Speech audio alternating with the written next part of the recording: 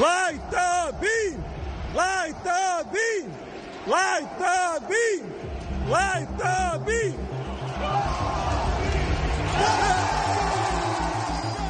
Oh, light the beam indeed. Welcome into the Thursday night edition of the Sports Cave with Biggest Puma. I am your host, Sam Freas, joined again in the room by Cap across the table and LG under the same roof. Broadcasting live on the north side of San Antonio where, fellas, 27 days is all we have till Spurs opening night. Is it going to be a primetime game? Yeah, but I'm pretty sure it's ESPN. I mean, like, is it going to be like the featured game? Yeah, It's got to be Wemby versus Cooper? It's I think it's the second game of the doubleheader. Okay. Like, I think I can't remember what the early one is because I think it's actually a later start. I think it's like an 8:30.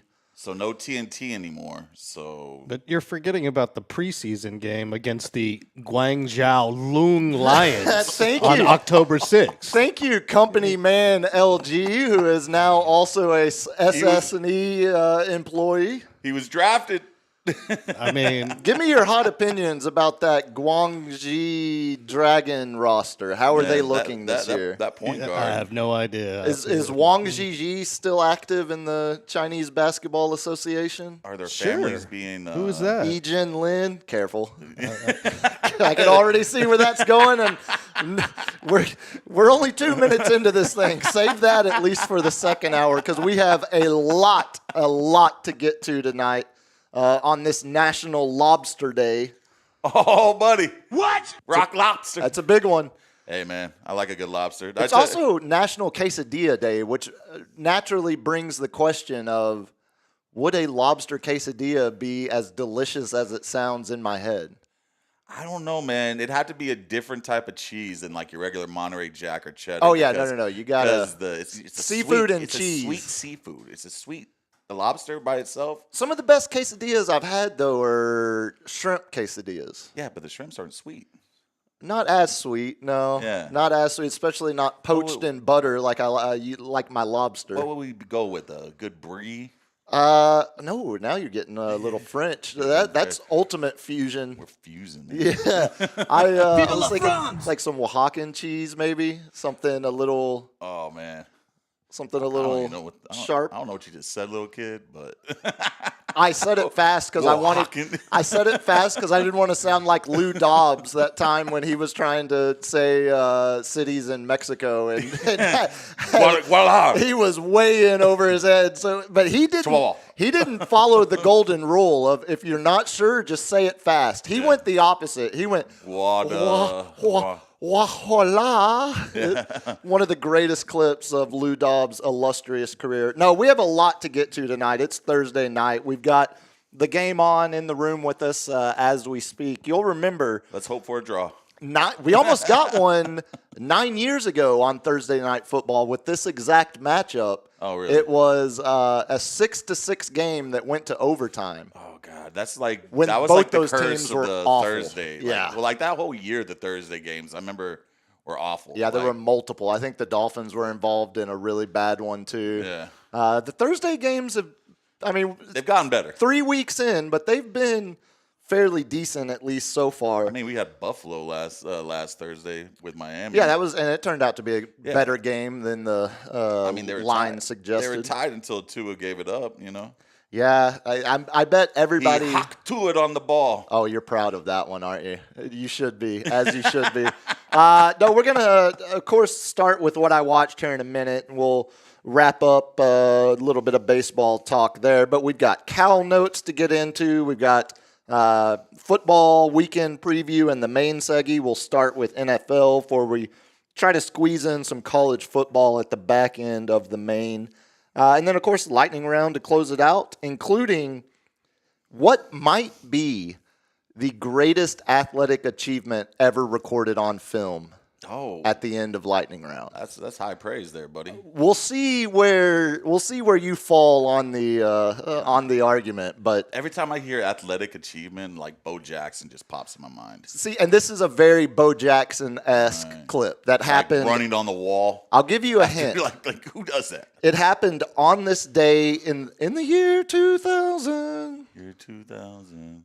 That's when America went to hell, when they took Conan off. When Conan actually, really, it was when Letterman went. That was the last of the golden. But no, on this day in the year 2000, arguably, again, it's right up there with the best Bo Jackson clip you're thinking of right now.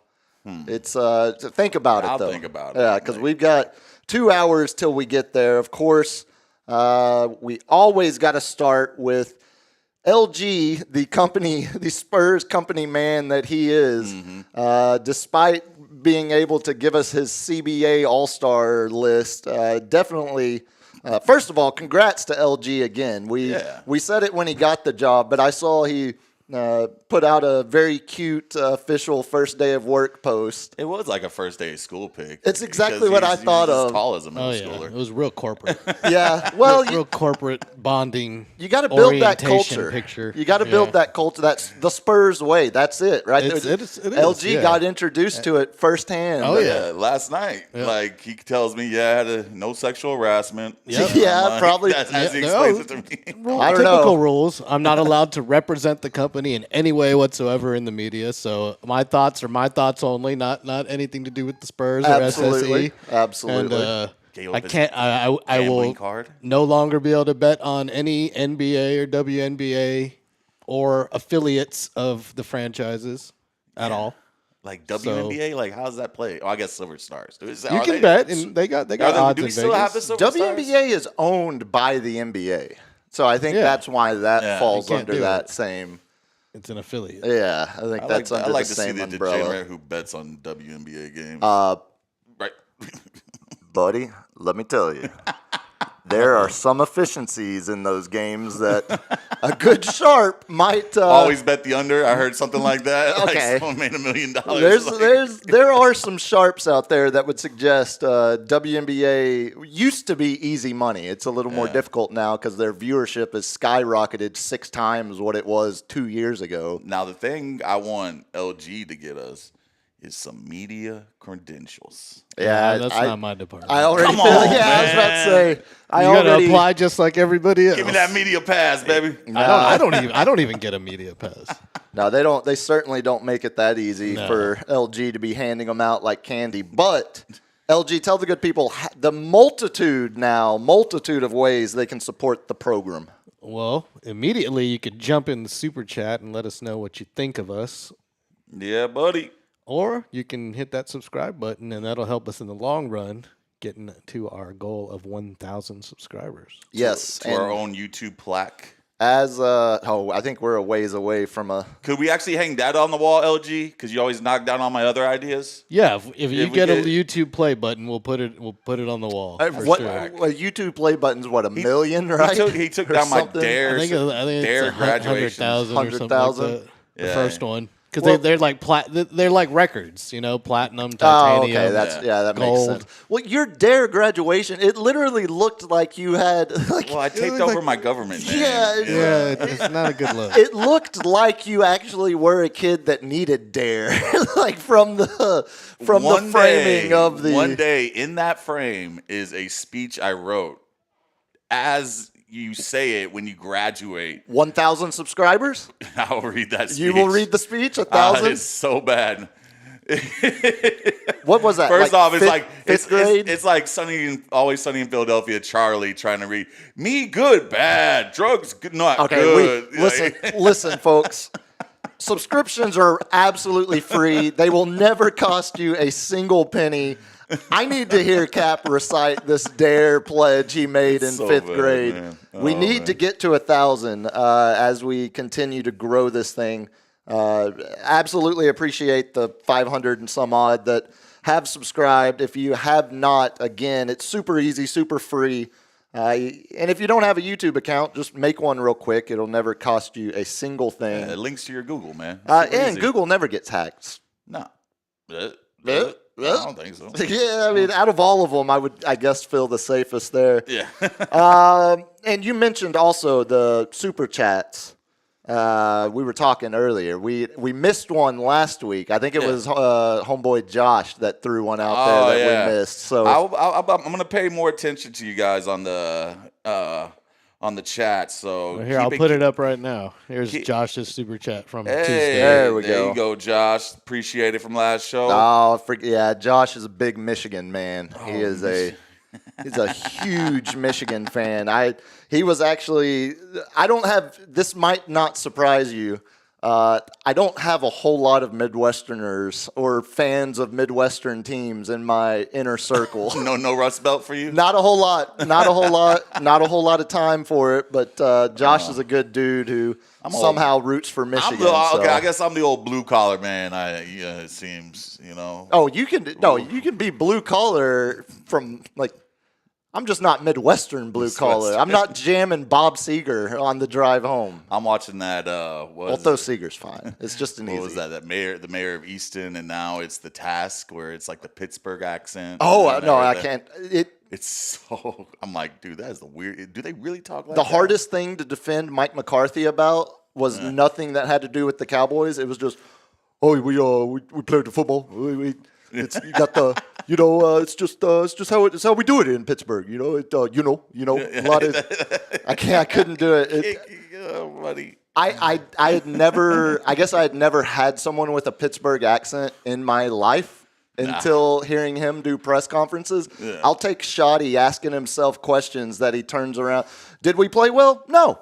Yeah. Do we plan on playing better this week? Yes. That's Shoddy in every press conference. I love that. It's grating on me.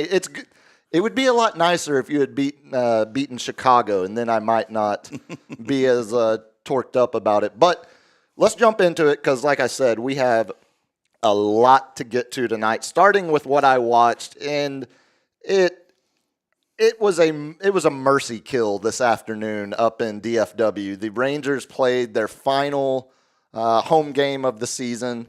Now, after charging all the way back to get within half a game. I thought you weren't watching them anymore. Well, it was 1:30, and it was 1:30 on a Thursday. I watched Tanner Tessman, the American, score a banger of a goal for Lyon in Europa League.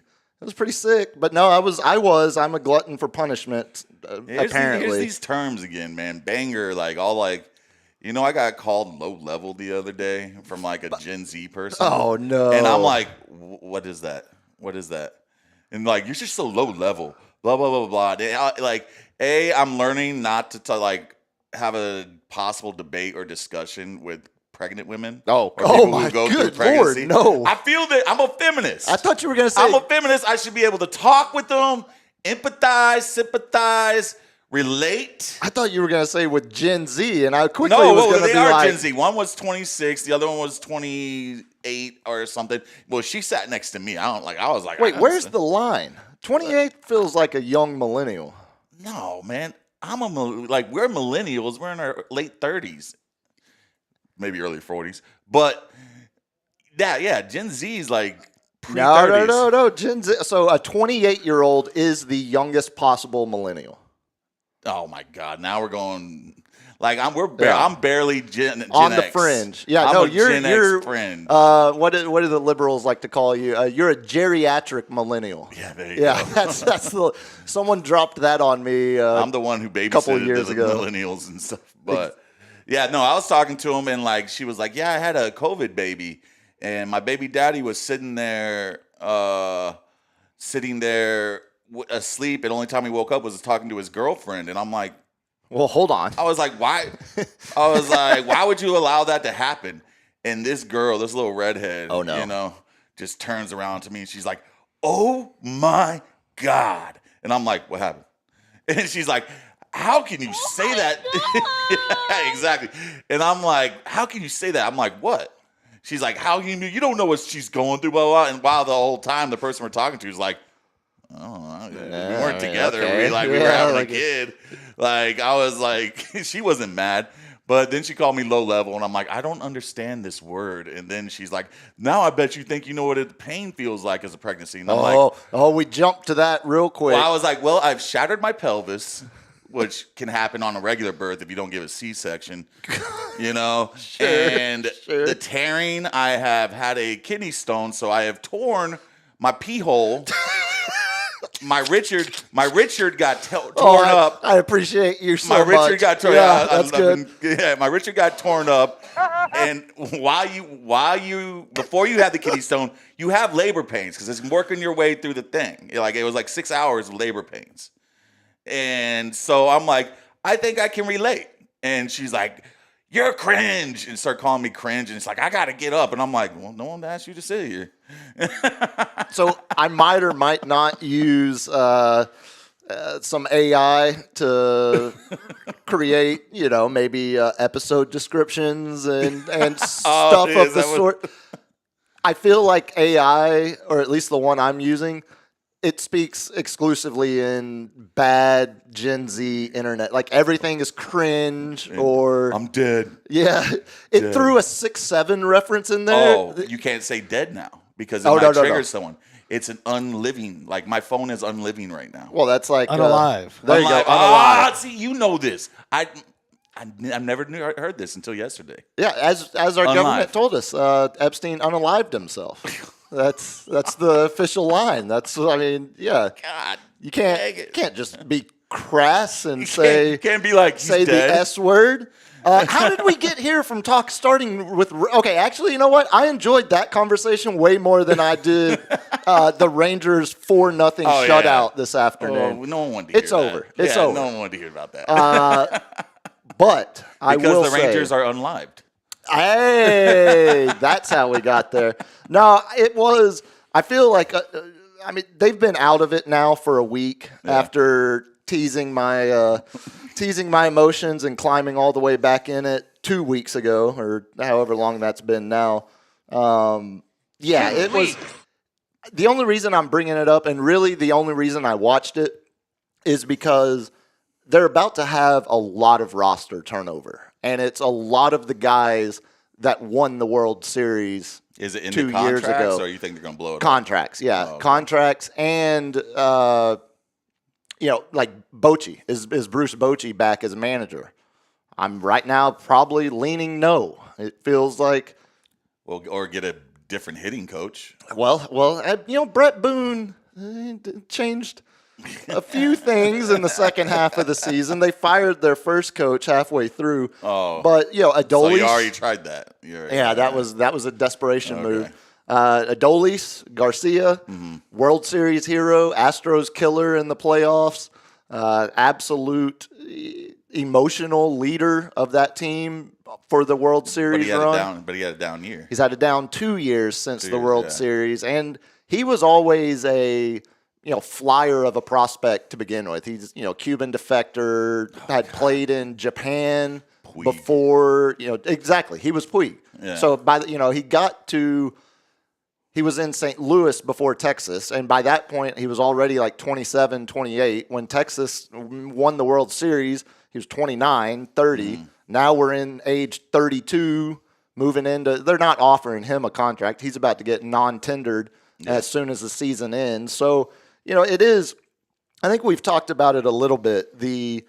For me, the Rangers teams that I emotionally connected with the most were the ones with Ron Washington, Michael Young leading, the early, 2010, 2011. And not just that, but the whole buildup that got them to that point. The Hank Blaylock, N. Kinsler, Teixeira, who ended up becoming the big trade piece that got them. Matt Harrison starts a World Series game for him. He was in the Teixeira trade. Elvis, he was a good Yankee. Neftali Feliz. He got his chip. He's also running for U.S. representative now back here in Texas. Buddy. Yeah, he's playing the politics game now. I don't think that's going the Democrats' If you way. want not so much, buddy. If you want a fun deep dive, search, how like a bunch of these average to spare NBA players now have big podcasts? Yeah. the same can be said for Latin American baseball players. Mm-hmm. There's a bunch of guys that you'll hear the name like, oh, I remember him. He played with the Rays for 2 years or 3 years, you know. Well, now they have big time listenership podcast. There's a whole wormhole, a whole thread of former Latin players just straight up calling Mark Teixeira a racist. Just straight up saying like, oh, no. He only did that to the Latin players. Like it was not a rookie hazing. It was like, there's, again. They're pulling out receipts on him? Democrats probably aren't going to win that seat with him running in Texas. But no. They're going to pull out those receipts and they're going to be like, even better. Exactly. I mean, why do you think he's running here? It's just the end of an era, but it feels like it was an era that even though it got the World Series, I'm not even sure the World Series team was like a top 3 favorite that was just team. Crazy. It was just out of nowhere. And they, go undefeated on the road that whole playoff run. The story was more of Astros losing. The Astros in L.A. Yeah, them getting past the Astros. Not going to the World Series. That was the whole story because it was like Arizona and Texas. Yeah, what are we doing with that? Like, how did they beat the Astros in the L.A., which had another collision course? I will say this, though, that the Rangers' offense, the first half of that year, was historically good. Mm-hmm. Until it plummeted and they were under 500 for the second half of the year and barely held on to a wild card spot. No one, I think, at the All-Star break, it was conceivable to see the Rangers in the World Series that year because of how well they had, 7 All-Stars, something ridiculous. Mm-hmm. The Diamondbacks were the team that was really like, out of nowhere. They had the pitching and the bullpen. That was it, yeah. And young Corbin Carroll starting to become a superstar, who's now a 30-30 guy. I saw him get that last week. But no, it's we're going to talk baseball, and the story obviously is not the Rangers, but I had to mention at the top of it. The Yankees about to get the division. Are you? What's the update on that? We are tied, but Toronto has the tiebreaker at 7-5. And I do not know what the score of the game is with Boston. They're having the last game with Boston. We are having the last game with Chicago White Sox. We're up 5-3. And if we win one more, we have to win one more because they own the tiebreaker. Our last series is against Orioles. Their last series is against Tampa, and Tampa is actually playing good right now. So I think So do you want the Blue Jays to win against the Red Sox or lose right now? Lose. Okay, they're I'm winning. Rooting for Yeah, that's why I was about to. It's a weird position to be in. So gross to say, but Toronto's winning 6-1 right now in the 8th, in the bottom of the 8th. So it looks like that's. I said before in the last these last 2 series, we have to win out to win it, and I think we have a 1 game. I think Tampa can take 1 game from them, and we got to sweep the Orioles. Then we get the first round bye. You have clinched a spot at least, though. Yeah. Boston's still waiting to clinch a spot. Oh, and New York media, and all the old Yankees in the fashion, why are we celebrating a playoff berth and blah, blah, blah, blah. That's never our goal. And, come on, man. This was a tough year, man. Injuries, Garrett Cole going out at the beginning. All these rookies starting, actually doing good. Yeah, who was so going back to the 2023 year when the Rangers clinched their playoff spot. Yeah, the division was still open for them to win it, and I remember that was Brian McTaggart, the Astros writer, who was pointedly criticizing the Rangers for celebrating as if they had just won a World Series, when all they had done is clinched a playoff spot. And there's different levels to it. Like the Rangers celebration might have been more than your average playoff clinching celebration, but they hadn't been in a decade or close to it, half a decade. We got Royce saying, thanks for the super chat, saying the bad officiating is killing Toronto. Now, is that in favor of Toronto or in favor of Boston? Because I haven't been watching this series too much. I've been focusing on my Yankees. Watching Judge get to be one of the fourth ever player to have 4 50 home run seasons. I've got that on the list for you. Yeah, buddy. That. No, I've watched more Olympic Lyon soccer this week than I have Red Sox or Blue Jays. Dude, so there's been some like top 10 sports centers. There's been some soccer shots, man. Yeah, there's been some, that's what I was. Yeah, a little bicycle kick. A banger, one might say. No, it's looking at the story with the playoff push right now is the fact that in the last week of July, as teams are trying to decide, are they buyers, are they sellers at the trade deadline, you look at the standings, what they looked like the day of the trade deadline. Cleveland was 15 and a half games out of the AL Central lead. 15 and a half in the last week of July. They've got 2 pitchers that had been suspended with the gambling probe. They decide they're sellers at the trade deadline. They don't sell their big pieces like Ramirez or Kwan, but they sell complementary pieces to some bullpen. To resure the farm system, get some prospects out because they clearly 15 and a half games out of not even the division. You're not thinking about it at all. And aren't they at the top of the wild card right now, or are they? How about I tell you on September 1st, they were still 10 and a half games out of first place. So they had only made up 5 games from basically the month of August. So starting in September, and granted, remember, that is 24 days ago. 24 days ago, Cleveland was 10 and a half games out of the AL West. They've gone 17-2 in their last 19 games, and they now officially lead the AL Central with the Tigers now the final wild card team, a game ahead of the Astros. Dude, the collapse of the Tigers and the Astros this past month, I mean, nothing makes me a little happier to see the Astros collapse. But seeing the Tigers, how sure they were and how much they got the pitching locked, hitting locked. Bullpen was nice, and now they can't buy a win this in September. No, they are just looking at it here. I mean, they got to be like 7 and something. 2-8 over their last 10. Oh God. And did you see what? So the Guardians and Tigers have been playing each other most recently in the series. That's what allowed Cleveland to pull past them. Detroit's best pitcher in the AL, Skubal. Yeah. Did you see him pluck the Guardians guy right in the eye? I mean, just straight as squares he squared to up bunt. for a bunt. Like, the dude didn't even flinch. No, he did. He stood there and took it right to the cheek. Right to the... David Freas, his name, in a 99-mile-an-hour fastball from the best pitcher in the AL. And it shook him. Straight to the... It shook Skubal. They had to take him out like an inning and a half later because he just couldn't get right.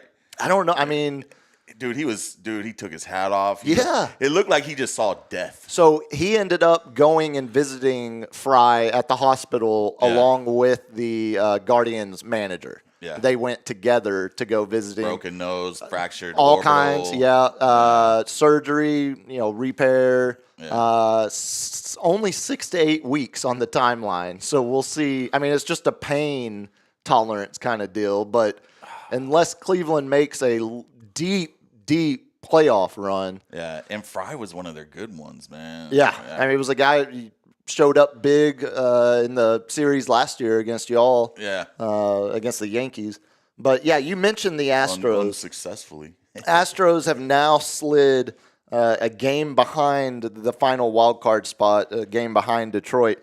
And, I'm going to talk. I'm hosting Andy's Uncle Andy's show tomorrow, and Bartlett is a big Astros fan. So I'm curious to, pick his brain of exactly where he pinpoints the downfall. But from what I've seen, on discussions online regarding the Astros, it feels like a lot of the fan base is upset, mainly about the lack of movement at the trade deadline. Yeah, but also the shift because the lack of movement is being blamed on the big free agent contracts they've given out recently that haven't really, showed up. Abreu was a huge miss for them. Yeah. Hader was better this year, good this year, but had the injury and has been out for most of the second half now. Shout out to James with a $20 super chat. Hey, good dude. Shout good out to dude, James. LG, man. Congratulations on the job. But, hey, man, appreciate it, man. Keep it coming. Roy's had a good deep dive. Detroit is 1-10 since they did the Trump dances in New York. Oh, that's okay. I feel like you can always. How do you do a stat? How do you know a stat like that? Good job, Royce. So there's some liberal baseball nerd out there. Oh, how can I find a way to tie this back to Trump? Oh, here. Right. The resistance. I've heard it, I hear enough of that guy. Yeah, no, it's. I feel like someone of the other leaning could easily look up because soccer players were doing. Although, well, no, Pulisic has scored in like every game so far this season, so you could argue. Thursday. What is that next Thursday? San Fran in LA. We're just gonna do all. That's the Thursday night game next week. Yeah, we're just gonna do all NFC West Thursdays divisional games. I wonder if there's some connection to like schedule weighting. Where like WEIGHT, like weighting. Yeah. So if it's less of a advantage for if every team in the division has to do it back-to-back weeks, maybe that's their logic there. But I mean, that's not like this game. It seems like they're doing heavy in the beginning for some and heavy at the end, and then like a lot of middle games for other divisions. But like seems like. NFC West is the one where it's the beginning and the end because the very end. And then Dallas, what was it? The last game they played is with the what was that when we were doing the picks? I think it was Washington, wasn't it? Because we were just saying it potentially could be a final. How funny that sounds now. It could be potentially a final wild card spot. This game that we're watching now, the Thursday night game, it feels like both of these teams are 2-1, but I feel way better about one of them than the other. Oh, yeah. Well, I mean, since Concrete Connor went out, like, way to jinx my fantasy football player there, buddy. Yeah, that doesn't help their case whatsoever. Seahawks, I mean, what was it? They said they stopped putting them on prime time in home games because they would just blow everybody out because they had such an advantage at home. What, back with the Legion of Boom years? Yeah. And it used to piss something off on Pete Carroll, like royally piss him off, and I'm like, yeah. I mean, get out of here, old man. I guess I don't mind if Pete Carroll's a little hot under the collar. You cheated at USC, man.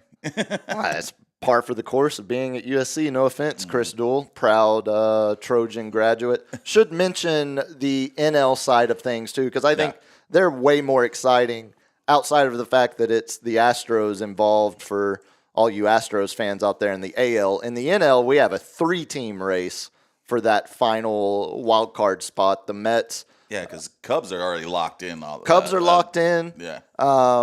The Padres, everyone's locked in on the NL side except for the final wild card spot. The Mets have a half-game lead over the Reds. Did you happen to see the catch earlier today that the Reds outfielder had? So the Reds it's 2-1. They're up 2-1 in the top of the ninth. Yeah. 1 out. Runner on first or second, runner on base, regardless. Mm-hmm.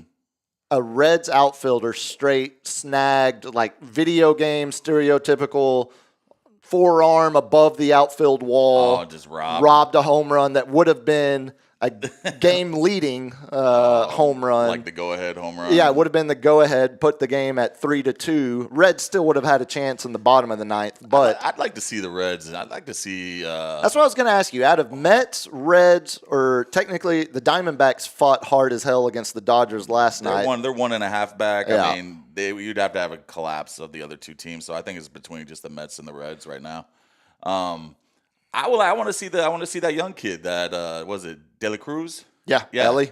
I like to see him in the playoffs. See if he steps up to the moment. Yeah, should mention the Diamondbacks have already lost today. The Dodgers beat them 8-0, so that's where that half game back comes into play. And then Reds, like I said, ended up winning today. Mets and Cubs are tied. No, Mets are up 8-5 in the 7th. So it looks like if the Mets can hold on to that, their magic number will decrease by 1. What did I see? Between the Mets, Reds, and Diamondbacks, I agree with you. I wouldn't mind seeing Ellie De La Cruz. I wouldn't mind seeing young talent, Hunter Green out there with Cincinnati. Obviously, Arizona, you know what they can do if they can just get into the playoffs. Referencing 2 years ago where they're the final wild card team, make the run all the way to the World Series. But all that being said, not just to make Walter Pasacreta happy, but I want to see the biggest market. Like the Mets, I think, would have the best environment if it ended up being Mets-Dodgers or, Mets. Like, I don't want to see the Brewers play the Reds. I don't want to see the Brewers play the Diamondbacks. Sometimes those are the best series, though. I don't disagree. It's like Kansas City a couple of years ago. You just need this. You need the superstar that they can promote. You got De La Cruz, like Cincy. There's your Bobby Witt Jr. And for the Royals Milwaukee, comparison. you can promote the Miz and, Yelich is still team leader, yeah. So, I mean, you can promote those, and then you got... Yeah, but the Mets, you've got the Polar Bear, Pete Alonso, you've got Lindor, you've got... Soto, of course. Soto, they bought everybody, man. Of course, and that's why... They bought why... everybody 2 years ago and gave them all the way back again. Verlander was a Met. You know what? I'm full circle. I don't want the Mets to be rewarded for just outspending everybody. I want the Diamondbacks in there. Screw Cincinnati. They're in the Midwest. I don't know if the Diamondbacks going to get Give me Arizona to keep fighting, hopefully, to try to get that. One other cool thing. You mentioned Aaron Judge getting 50 home runs for the fourth straight season now. Not the fourth straight. He has four. This is the second straight season with 50. Oh, I misread it. And then he's got four seasons with 50. Yeah, and only 3 other players have done that, which is, name them. American League or any? Any league. Bonds. Yeah. Oh, no, actually, no. Bonds is not on that list. Sosa, McGuire, and Judge. Oh, and 3 others. Hold on. Sosa, McGuire, Griffey? No. Judge and Babe Ruth. Golly. The Babe. That's still... Bonds is not even on that list. Yeah, that doesn't make sense. That's crazy, right? That doesn't make any sense. So how many... It's because he got walked so much. You know what? Judge just surpassed the great Ted Williams for the most intentional walks for the American League at guess what number? Oh, I wouldn't even know where to... 35. That's it? And Bonds used to get 100. That's what I was about to say, comparing. You know what I'm saying? Yeah. It's like you got a 70 to 100 per season. Like they were walking them to load the bases. Yeah, no, they'd walk a run in. There were multiple times where he got intentionally walked with the bases loaded. Exactly, where we were like, no, we'll just give up a run instead of letting you hit. I got to see how, because now you've tickled my brain unexpectedly. I got to see how close with what Bonds was with baseball. Fun facts. That's the best way. With my bat. Ask the roommate. You want to stimulate me? Give me some baseball fun facts. So, 93, Bonds had 46 home runs. These are his years where he had at least 40. 93, 46, 96, and 97, he had 42 and 40 respectively. But then he didn't top 40 again until the year 2000. When he went to San Francisco. Right. And that was like his year 7 in San Francisco. He had 49 in 2000, and then 2001, 73, and then 46, 45, 45 the rest of the way. But this the intentional walks. Bonds had 73 home runs in his age 36 year.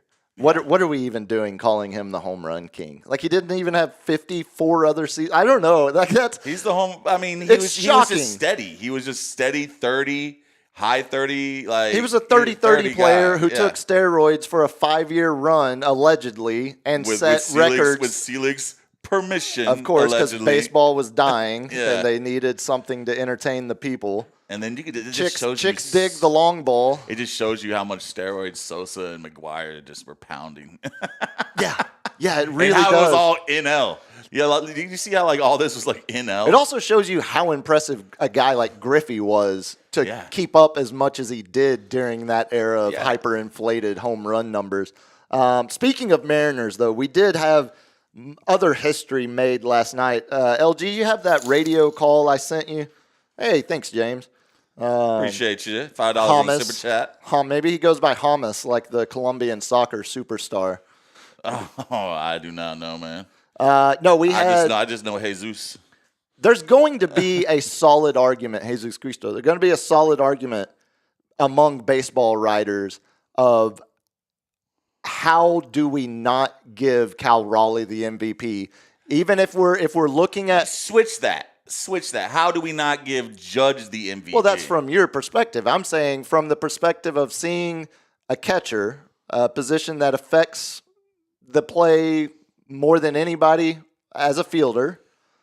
But he's not a top 10 catcher. He just set the record 48. He has 48 home runs, 48 of his 60 now coming in games where he was catching. That's 5 more than the closest guy, Javi Lopez, back with the Braves. He's carried the Mariners to their first division title since 2001. With an Astros collapse. Sure. With an Astros collapse. But I'm telling you, what do baseball writers love more than anything? Narratives. They like to paint the picture. They romanticize the game, romanticize the story, romanticize the players. A guy named Big Dumper. That's pretty. Who's dropping major league. Where's your romance there, buddy? Watching. He's dropping major league references. He's by position setting records, but Judge is setting records in whole while playing a solid right field and one of the best arms in the game. But MVP this year is not about. It's not about Judge's 4 years of 50 home runs. It's about Judge's 51 now and Raleigh's 60. You've always got a flash in the pan with guys who go like crazy. I think Cal Raleigh absolutely is just that. The longevity of Judge. So here's the numbers real quick. The numbers WAR. I bet it's not. I haven't looked. Let me guess. WAR on the season? Yeah, for Raleigh. Throw out a number. 7.5. 7.2. Okay, I'm pretty decent at this. WAR for Judge. I would honestly say 9. 9.3. Yeah, okay. All right, games played. 155 for Raleigh, 148 for Judge. He has more games played. Yeah, but that's a push. Plate appearances, 687 versus 662. Hits, 144 to 173. He's going to win the batting title this year. For all the league, he's the best Judge. He's the best hitter in the whole league. And Cal Raleigh's average is below 250, I believe. Exactly. Yeah, I'm with you. And home runs, 60 for 51, but Judge got intentionally walked 3 times this game today already. So which I just said, he's getting intentionally walked. He broke the record for the American League. Raleigh's not getting intentionally walked. Then you got RBIs. Raleigh's got him 125 to 109. Stolen bases, 14 to 12. Batting average, 248 to 328, which is now bumped up to 330 for this game. On base percentage, 361 to 455. Slugging, 598 to 681. OPS, 959 to 1.136. Yeah. And OPS 172 to 213. Yeah. Those are astronomical numbers, man. I don't disagree. And let's add the narrative of no one's had a beginning season ever like him. He had to go through a major slump to win a batting title. And still lead the league in 6 other freaking stats. All of the numbers are on your side, but what are baseball players notorious? They wouldn't give Mariano Rivera a unanimous. A Cy Young. Oh, yeah. There has to be one guy. He's the only one. Oh, yeah, that's right. It was Jeter. That was, yeah. It was a Boston writer. Of course. But that's what, they're baseball writers. That's what they do. They look at all of those stats you just said and said, no, I like my narrative better. And my narrative is going to be that Cal Raleigh just became the, 4th player in AL history to hit 60 home runs? Somebody on Yankees Twitter put out one of the wives is friends with one of the writers, and he's from the writers' consensus, they're all saying Judge. So I'm curious. I'm curious. I will give you this. It should be. Obviously, I agree with you. I think Judge is the more deserving, but I don't put it past baseball writers to say, well, Cal Raleigh just hit 60 home runs. Now, if Cal Raleigh gets that 63rd home run, see, it's game over. Okay, so that's a record. Sure, that's a record. But also he set because the we're record. already teetering right now. So if he gets the record, I can see it that is the overall record that you say would put him over the top. Okay, well, last night, this is what, with my Rangers falling out of it, I got to admit, I played a lot of Ken Griffey Jr. baseball growing up. Like, the Mariners have always been they were always a sexy team. Yeah, it was great. It was Jay Buhner, Edgar. Young A-Rod. Young Griffey. The King, the pitcher. John Olerud as well. Randy Johnson. What was it? No, he recently. Oh, King Felix. King Felix. Yeah. Oh, Felix Hernandez. He was a beast. So Dan Wilson is their manager. He was the catcher in 2001, the last time they won the division. Edgar Martinez is the hitting coach. Yeah. Obviously, we know how big of a role he played in that division championship in 2001. Something about seeing those two guys in the dugout managing the Mariners, and the scene there last night as Cal Raleigh had already hit his 59th home run early in the game. Mm-hmm. He ends up smashing his 60th home run as the crowd – I won't even run it, because if you haven't heard this, it is – look. I might have heard it. You're going to have to deal with it, because I'm dealing with it, because this is the team that is winning the division and keeping my Rangers out of the playoffs. You have this, LG?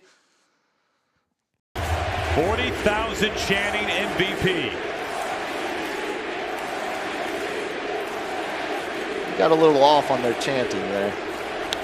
Fly ball to right field, number 60. Yep. Pretty awesome moment. If it wasn't raining last night, they were chanting MVP pretty ferociously when Judge hit his 51st home run 2 games ago, yesterday. That's crazy that yesterday they both got multi-home runs. It's pretty sick. Yeah. It was a good night for the MVP argument, because it feels like you can't give the MVP to a nickname Big Dumper. Oh, I think look at that dump truck he's carrying. I think if anything, they got the Trident. See, this is. Look, I agree, but you know what? It kind of like when you. That's very Yag of him. Kind of like when you argue momentum being something that actually affects the outcome of games. He's waking up the city. I believe stupid crap like that amongst the players, like when the Rangers used to do the antlers and stupid stuff.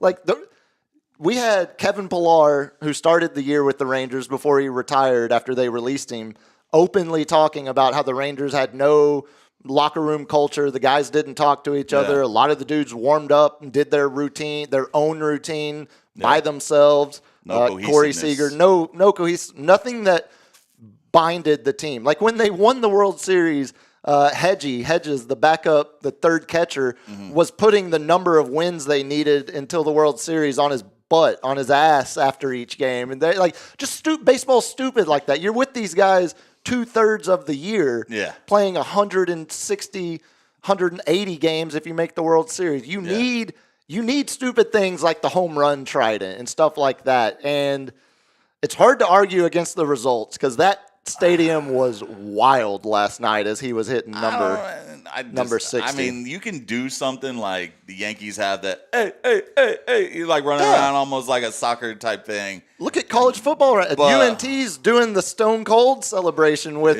Liquid Death. Oh, God. Ole Miss has the turnover slam dunk, the turnover hoop, where Lane Kiffin was throwing an alley-oop to a player last Saturday. It's all for the gram. All for the gram. Kind of like you're saying, the falsehood of momentum. I think the falsehood of team morale stuff like this, It does actually matter. You don't think that chanting and that momentum behind him when he's up at bat, when the MVP, I think it gets to didn't juice him a little bit and I think just charge that both ball. ways. I think it gets to the pitcher and probably causes him to miss his location like he did. Yeah. And also gets to Cal Raleigh to think, oh man, I'm about to put the piss and hit the piss out of this ball. You know. I'll tell you the biggest. What was it? It was Game 5, 2013, with the Spurs when we ended up losing that year, but it was with when they changed the last 2-3-2 format they had, which they changed because of us.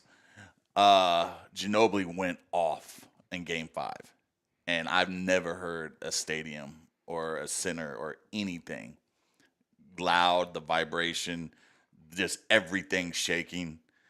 That was it just you just felt like an out of body experience, all chills all over. I still get chills thinking about it. You know what I'm saying? It's that would have been a great place to be.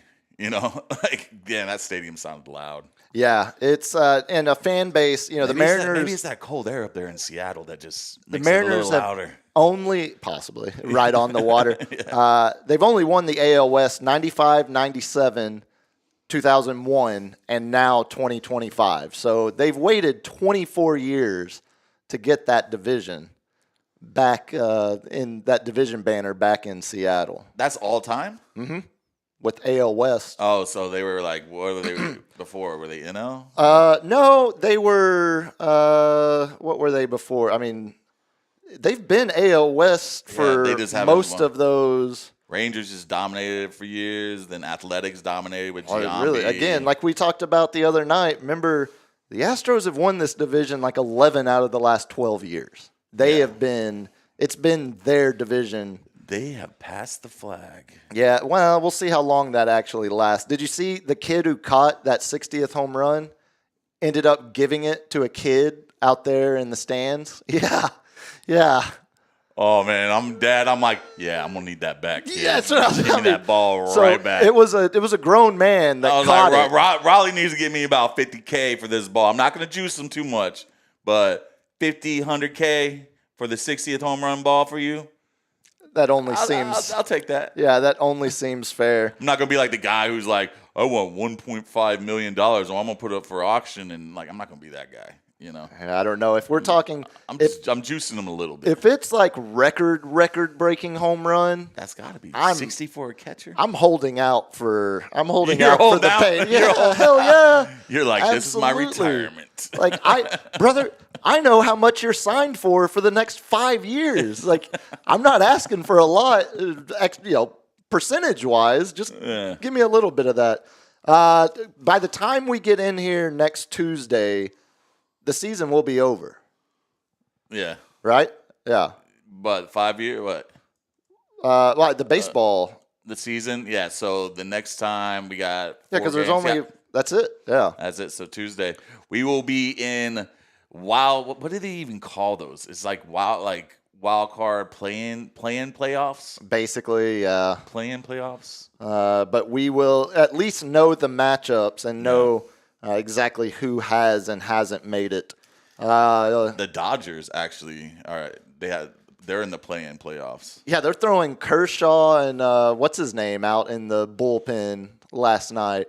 Oh no! Yeah, their other starting pitcher. They've got. Well, they got 7.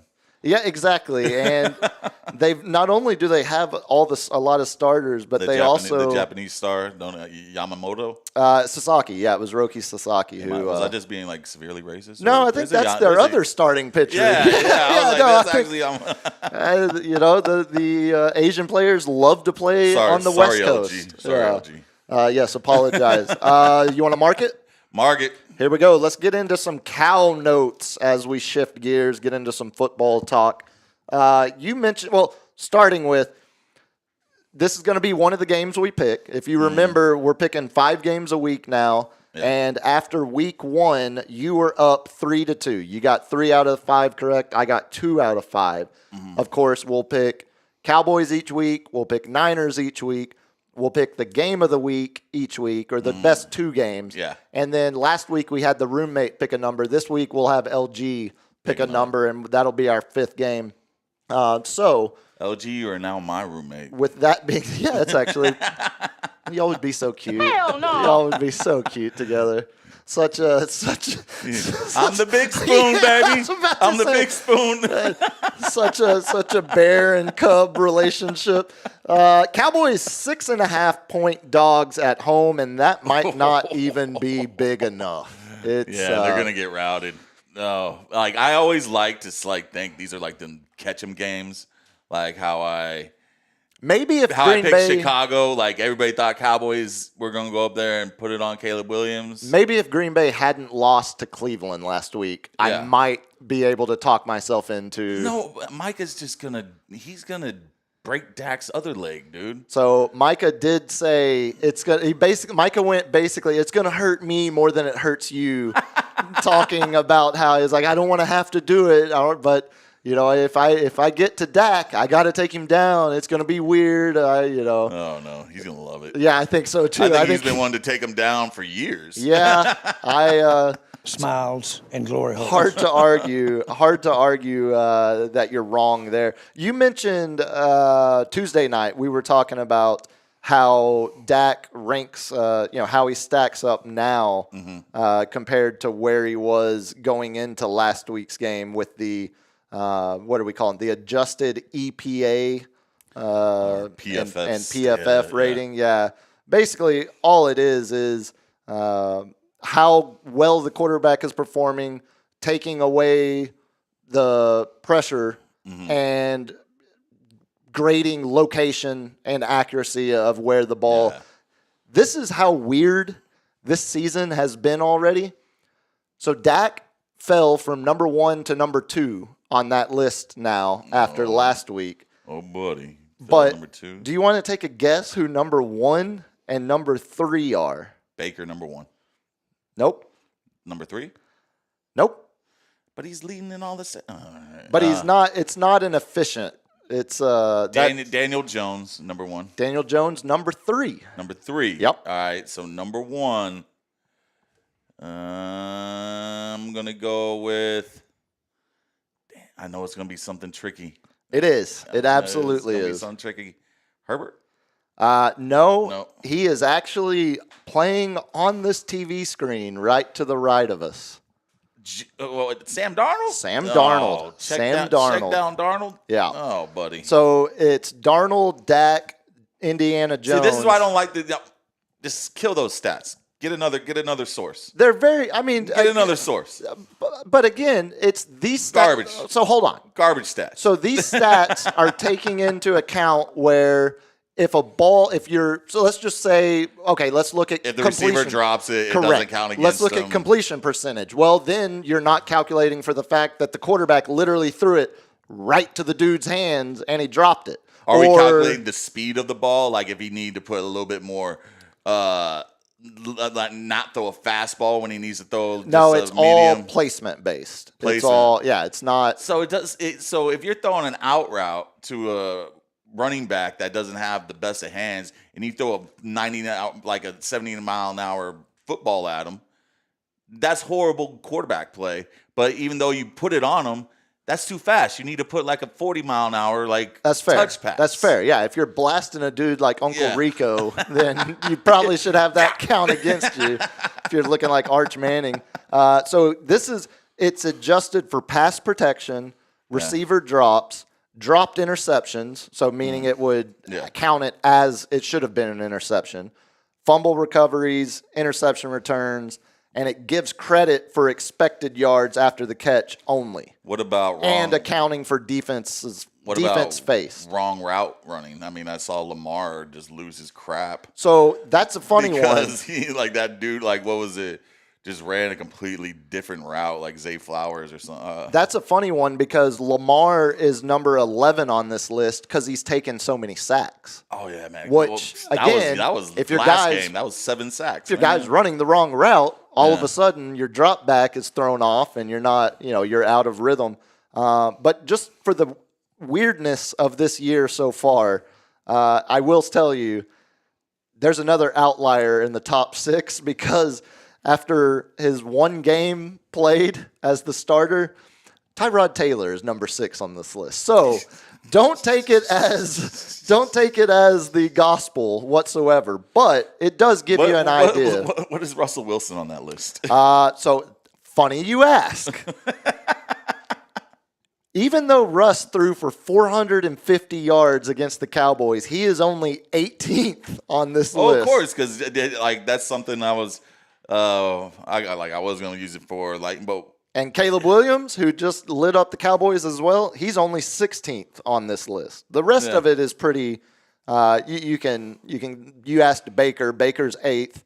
Jordan Love 7th, who the Cowboys going up against Sunday night. So here's Russell Wilson's stats.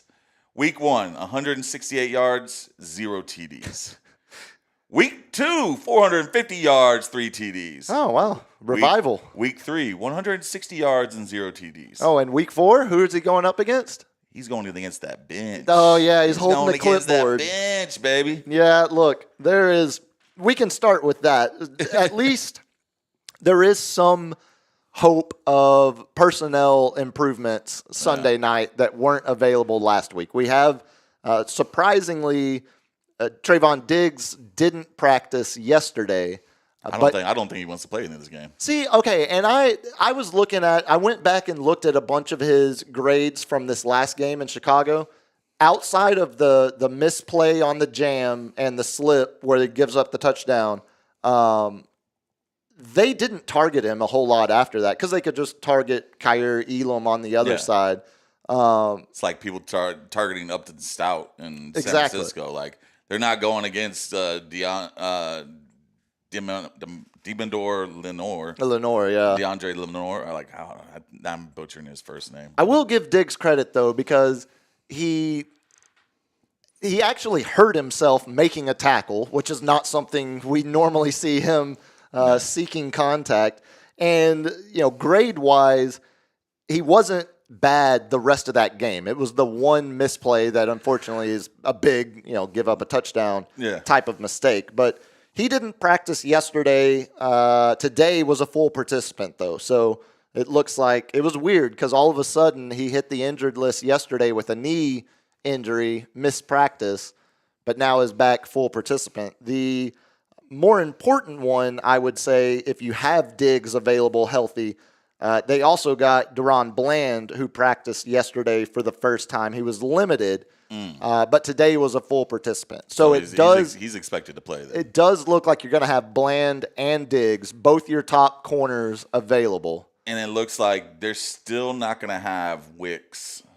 Not Wicks, but they're not going to have one of their top people that went out with a dislocated shoulder. Not Dobbs. Packers? Yeah, it was like there was one of the 3. Well, the most important name I saw is their starting right tackle, Zach Tom. He's going to miss the game again, which, granted, we saw the Cowboys go up against a third-string tackle with the Giants and couldn't get pressure. We saw them go up against the Bears' offensive line and get even less pressure. So I'm taking Josh Jacobs for 150 yards and 2 tutties. See, okay, that's a good question too, because the Cowboys haven't.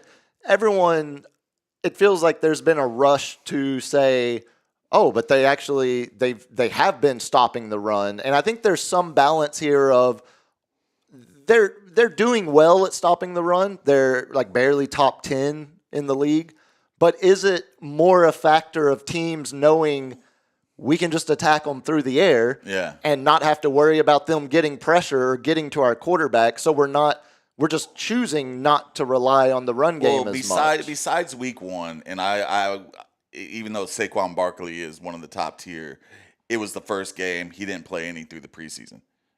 So that was his first game, and he didn't have like a overly horrible game, but he didn't have like 150 yards on him. But then I don't even think he had an average game. I mean, he was real quiet. Yeah, but I think I give that's his first game. That was the startup game, because he had no practice, he had no reps. And the Eagles' offense was in a funk for the first 2.5 games. It didn't feel like they didn't have rhythm. So the next game is Giants with Tracy and Scattaboo. Scattaboo didn't get the ball that much.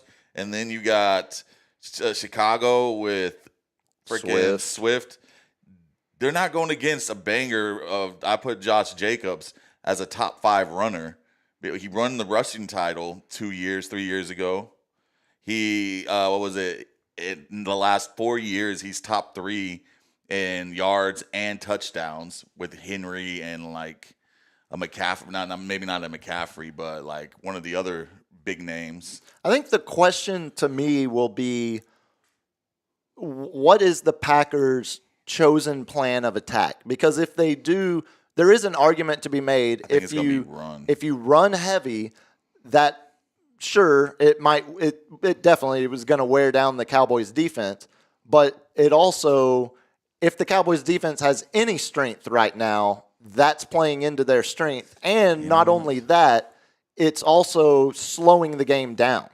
So the Cowboys are backtrack on that a little bit. The Cowboys are looking at the only way right now they can win is if they have 10, 12, 13 play drives, and they actually are running the ball well with Javonte Williams, and they are down CD, who's not going to be available. It would be a better strategy to go up fast to make Dak have to pass the ball. That would be where my thought is. So they can let the pass rush. And then second half, I'm retreating on that because Jordan Love didn't have a good game, so they want to get him a good game.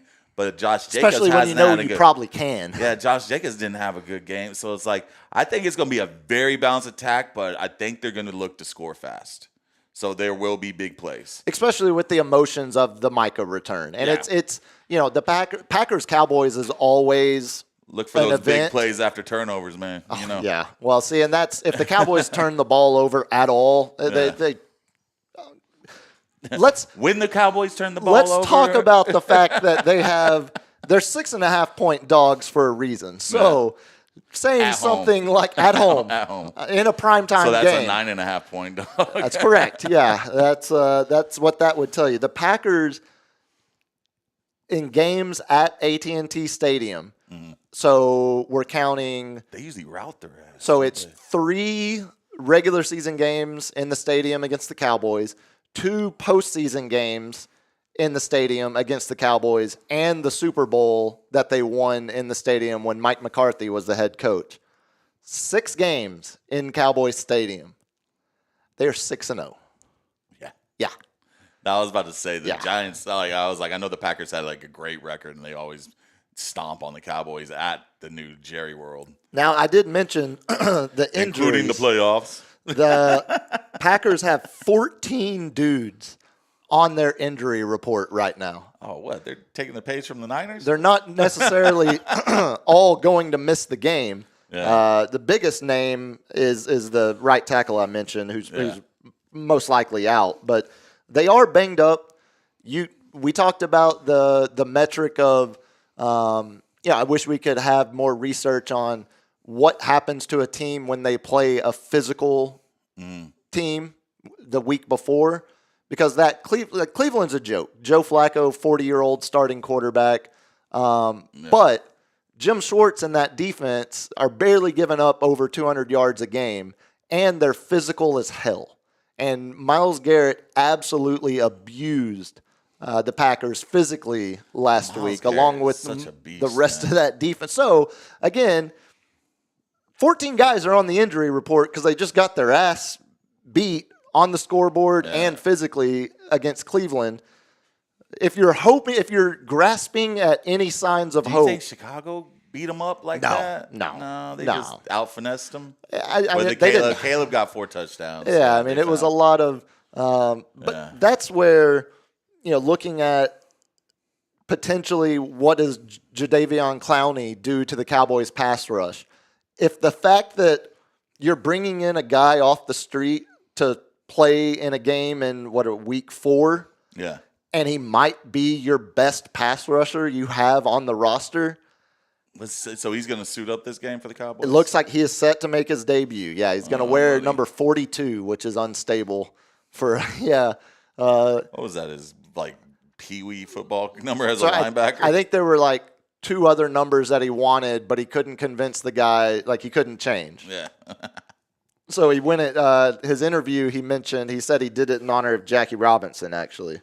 Oh, wrong sport, buddy. Or he might have just 42 might have been the last number available, and then he was like, "Oh, okay, Jackie Robinson." You weren't catching a big enough paycheck to pay him, dude. Yeah, I mean, it really seems like the problems they have on defense aren't fixable by bringing in guys off the street in week 4. No. The problems they have are going to require either development from the young guys that they currently have, or if some kind of Dez better and Pickens get on the same page. Yeah, Dak and Pickens. No, yeah, Dez and Pickens already are on the same. They feel like they were born on the same page. Just watching Pickens through 3 games and going back to Pittsburgh, but 6.5. I don't know. Yeah, let me guess. We're both taking Green Bay on this. Or are you going? Look at your fandom. Look at your fandom. That's 6.5 points I get. It's not fandom, and I'll tell you why. So 6.5 points. Your AI overlords ran 1,000 simulations of this game, and 60% of the time, it came back 24-21. AI is an idiot. I don't disagree. You ain't getting me, AI. But the Dallas Cowboys have played you. 83 times on Sunday Night Football, the most of any team. It is when they... Oh, it's when they shine. It's when they tend to actually... It's when they tend to get your hopes up is what happens. They have no CD. Play up big for the primetime game. No D-line. Yep. Javonte Williams actually going against, like, we saw what happened when he went against a solid defense. Yep. But I was told Micah Parsons can't stop the run, so I'm not worried about that. Yeah. Javonte Williams will run all over Micah because Micah can't stop the run. That's why we traded him, right, Jerry? That's what I was told. What was it? I guess you still got the trade, your defensive tackle. Yeah, Kenny Clark's been solid, it's the Kenny Clark. It's the Kenny Clark game, not the Micah game. That's how we're framing it. I think they're going to know how to. There's no way they're going to Cowboys are going to scheme for Micah, but I think Green Bay can know how to scheme for Kenny. Oh, of course, there is no scheming for Kenny. Just literally is. Just block him. Block him. I mean, he's a. Push him out of the way? Not a pass-rushing defensive tackle. If you can just move him off his block a little bit, we're fine. It sounds like you are solidly taking Packers minus 6.5. And that hurts because some of the people that annoy me the most are Packer fans. Now they're second on my list. Behind Dallas? Yep. Yeah, I figured. My brain is telling me. Oh, pick them. You got to get one up on me, man. You can't just be picking with me all, Did you see the Cowboys aren't giving Micah a tribute video? Which I kind of agree with. He's only 26. He's only been there 4 years. He wasn't, yeah. He's not going to be in the Ring of Honor? No. Michael Parson will never be in my Ring of Honor. Because it's not the Cowboy Ring of Honor. It's Jerry's Ring of Honor. Oh, buddy. I just don't. I mean, 6.5. That's 2 field goals and you still win. I know. Like 27-26 or 27-21, I mean. Yeah. That doesn't sound too far off. Make the choice, buddy. Can the Cowboys score 3 touchdowns, though? They didn't do that against Chicago. Talk yourself into it. Look. That's like Cowboy hope. That's that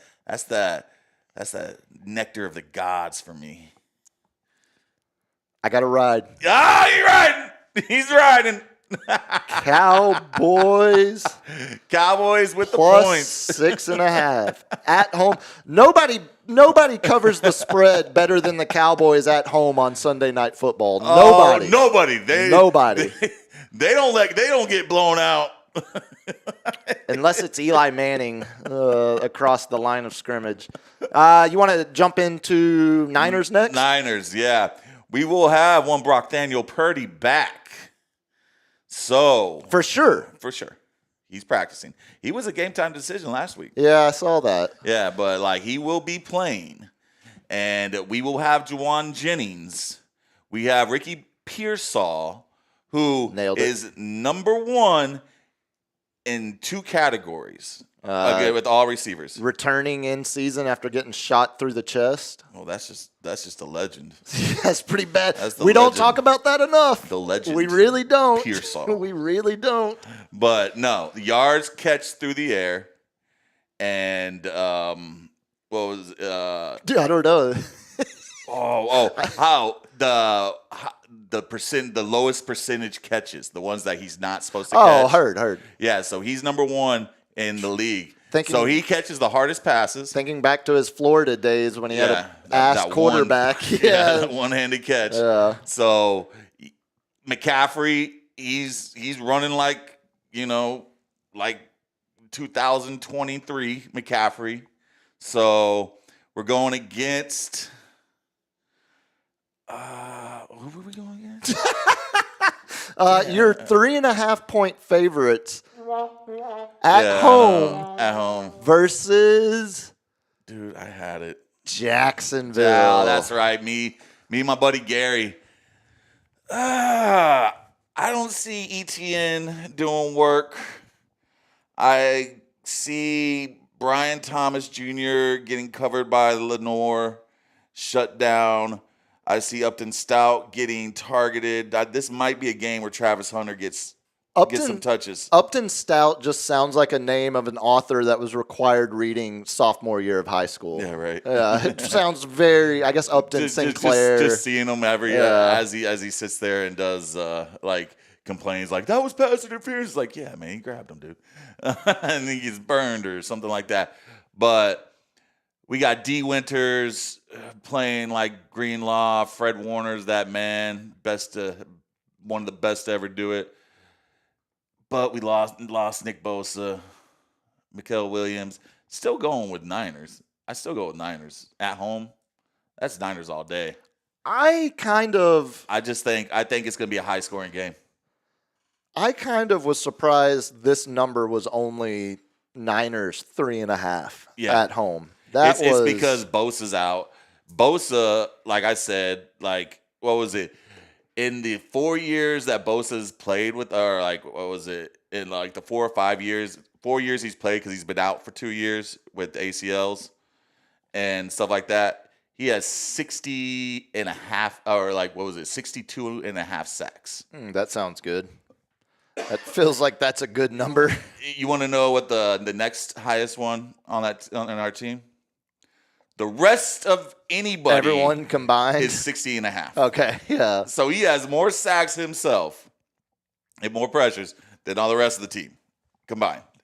Anybody throughout the history that has gone and left. So I was curious. I was looking up whether the line moved, because when you said Purdy is for sure playing, I thought maybe the line had drastically changed because when it came out, he was obviously questionable. It's still only opened Niners -4.5, and it's down to 3.5. I bet that number creeps down to 3 by kickoff Sunday, because especially as Purdy gets, if they think he's going to have some rust on him, I think Juwan Jennings is going to be there. He wasn't there last game. They're not their first game. They planned for Kittle for 30% of their offense, and he went out early. So I think they're going to game plan with Pearsall, and McCaffrey is going to do what McCaffrey does. Yeah, I don't get the respect for Jacksonville here. What is Jacksonville? They had a great game last week. Which one was that? Didn't they? They barely won. They beat the winless Texans 17-10. Division game, but yeah. I don't know. I don't get the Jacksonville love here. Was it the week before that I thought they put 30 up on somebody. Yeah. No, I think they're maybe trying to think it's going to be a breakout game. So Jacksonville beat Carolina in week 1, 26-10. Yeah. Lost in Cincinnati, the game where Burrow got hurt. And then Browning came in and played good. And they lose that game 31-27. Why are they only giving us 3.5? That's what I'm saying. I mean, that's crazy, man. That one feels. We will always be underdogs. It's crazy. We were we're not the teams you want to see in the playoffs, but we're not going to bet we're not going to bet against them. We're not going to bet with them. You know what I'm saying? Yeah. Like, I don't know how many times I've heard that going into the playoffs with us, and we end up in the NFC Championship or the Super Bowl. Here's the only problem I have right now. I followed your lead last week when they were 2.5-point favorites against the Jets. No, not against the Jets, against the Cards. Yep. And they won that game by 1 point. And Jacksonville might be better than Arizona. Yeah. You didn't have Purdy, I understand. But we beat ourselves, and we had a gimpy Mac Jones. We didn't have Juwan Jennings. We only had Pearsall. This feels like a game you win by 3 points and don't cover. Yeah. I'm trying to talk myself into going against you on this one too, because here's the deal. I feel like my Cowboys one is already a loss, but I'm taking a chance. I'm risking it. You got to double down then, baby. You got to double down. Look, if Vegas is telling me you take the split on the blackjack. Jacksonville only 3.5. If this number, if it was still the 4.5 it opened at, I'd probably go Jacksonville. But I can't. You can, yeah. I can't. I gotta follow your lead and take. I mean, we beat ourselves with penalties galore last game. I mean, we had a safety because we held in. Yeah, that was a bad. You held on the goal on the 1 yard line. And if you had just held on to him there and taken him down, you wouldn't have needed to hold again in the end zone. The fact that he same held guy. twice. Exactly. If you're going to hold the first time, do it while you're still out of the end zone before you have to hold again to save Mac Jones. So we're still saying even if it's a squeaker, the Niners are going to win, but it's if they cover. Yeah, that's the. I think maybe it's the last second field goal is what I think their Vegas is thinking. That's what scares me. But I'm following your lead. If the Niners, if we lose this again, I might reconsider. The Niners just like to get my blood pressure up. They feel like a team that wins a lot of games but doesn't cover a lot of spreads. That was the Yankees. Feels like they just squeak by, do just enough. Not so much this year, but I remember what was it last year? It was just so many games we had to come back, or we're just barely doing it. But this year it was just our bullpen just letting 8 runs go. And it was it's a blowout after the 7th inning. Yeah, that's a hard way to win baseball games. So far, you took Packers, I took Cowboys, we both took Niners. The game of the week. Oh, James, you're killing me. He goes, put a Cowboys hat on them. Well, we beat ourselves, saying that's what the Cowboys say. No, the Cowboys just suck, man. We're actually good. Jerry Jones beats the Cowboys. Yeah, Jerry Jones. So in that way, they do beat themselves. Yeah, by having. I'll put on Jerry Jones' wig. Yeah. Oh. You know, we beat ourselves this week, but we still won. That's the difference. We won, but we could have beat ourselves. Minor detail. Game of the week, I think it's pretty clear to me which one it is. Undefeated Eagles at undefeated Bucks. Woo! You want to take a guess on this line?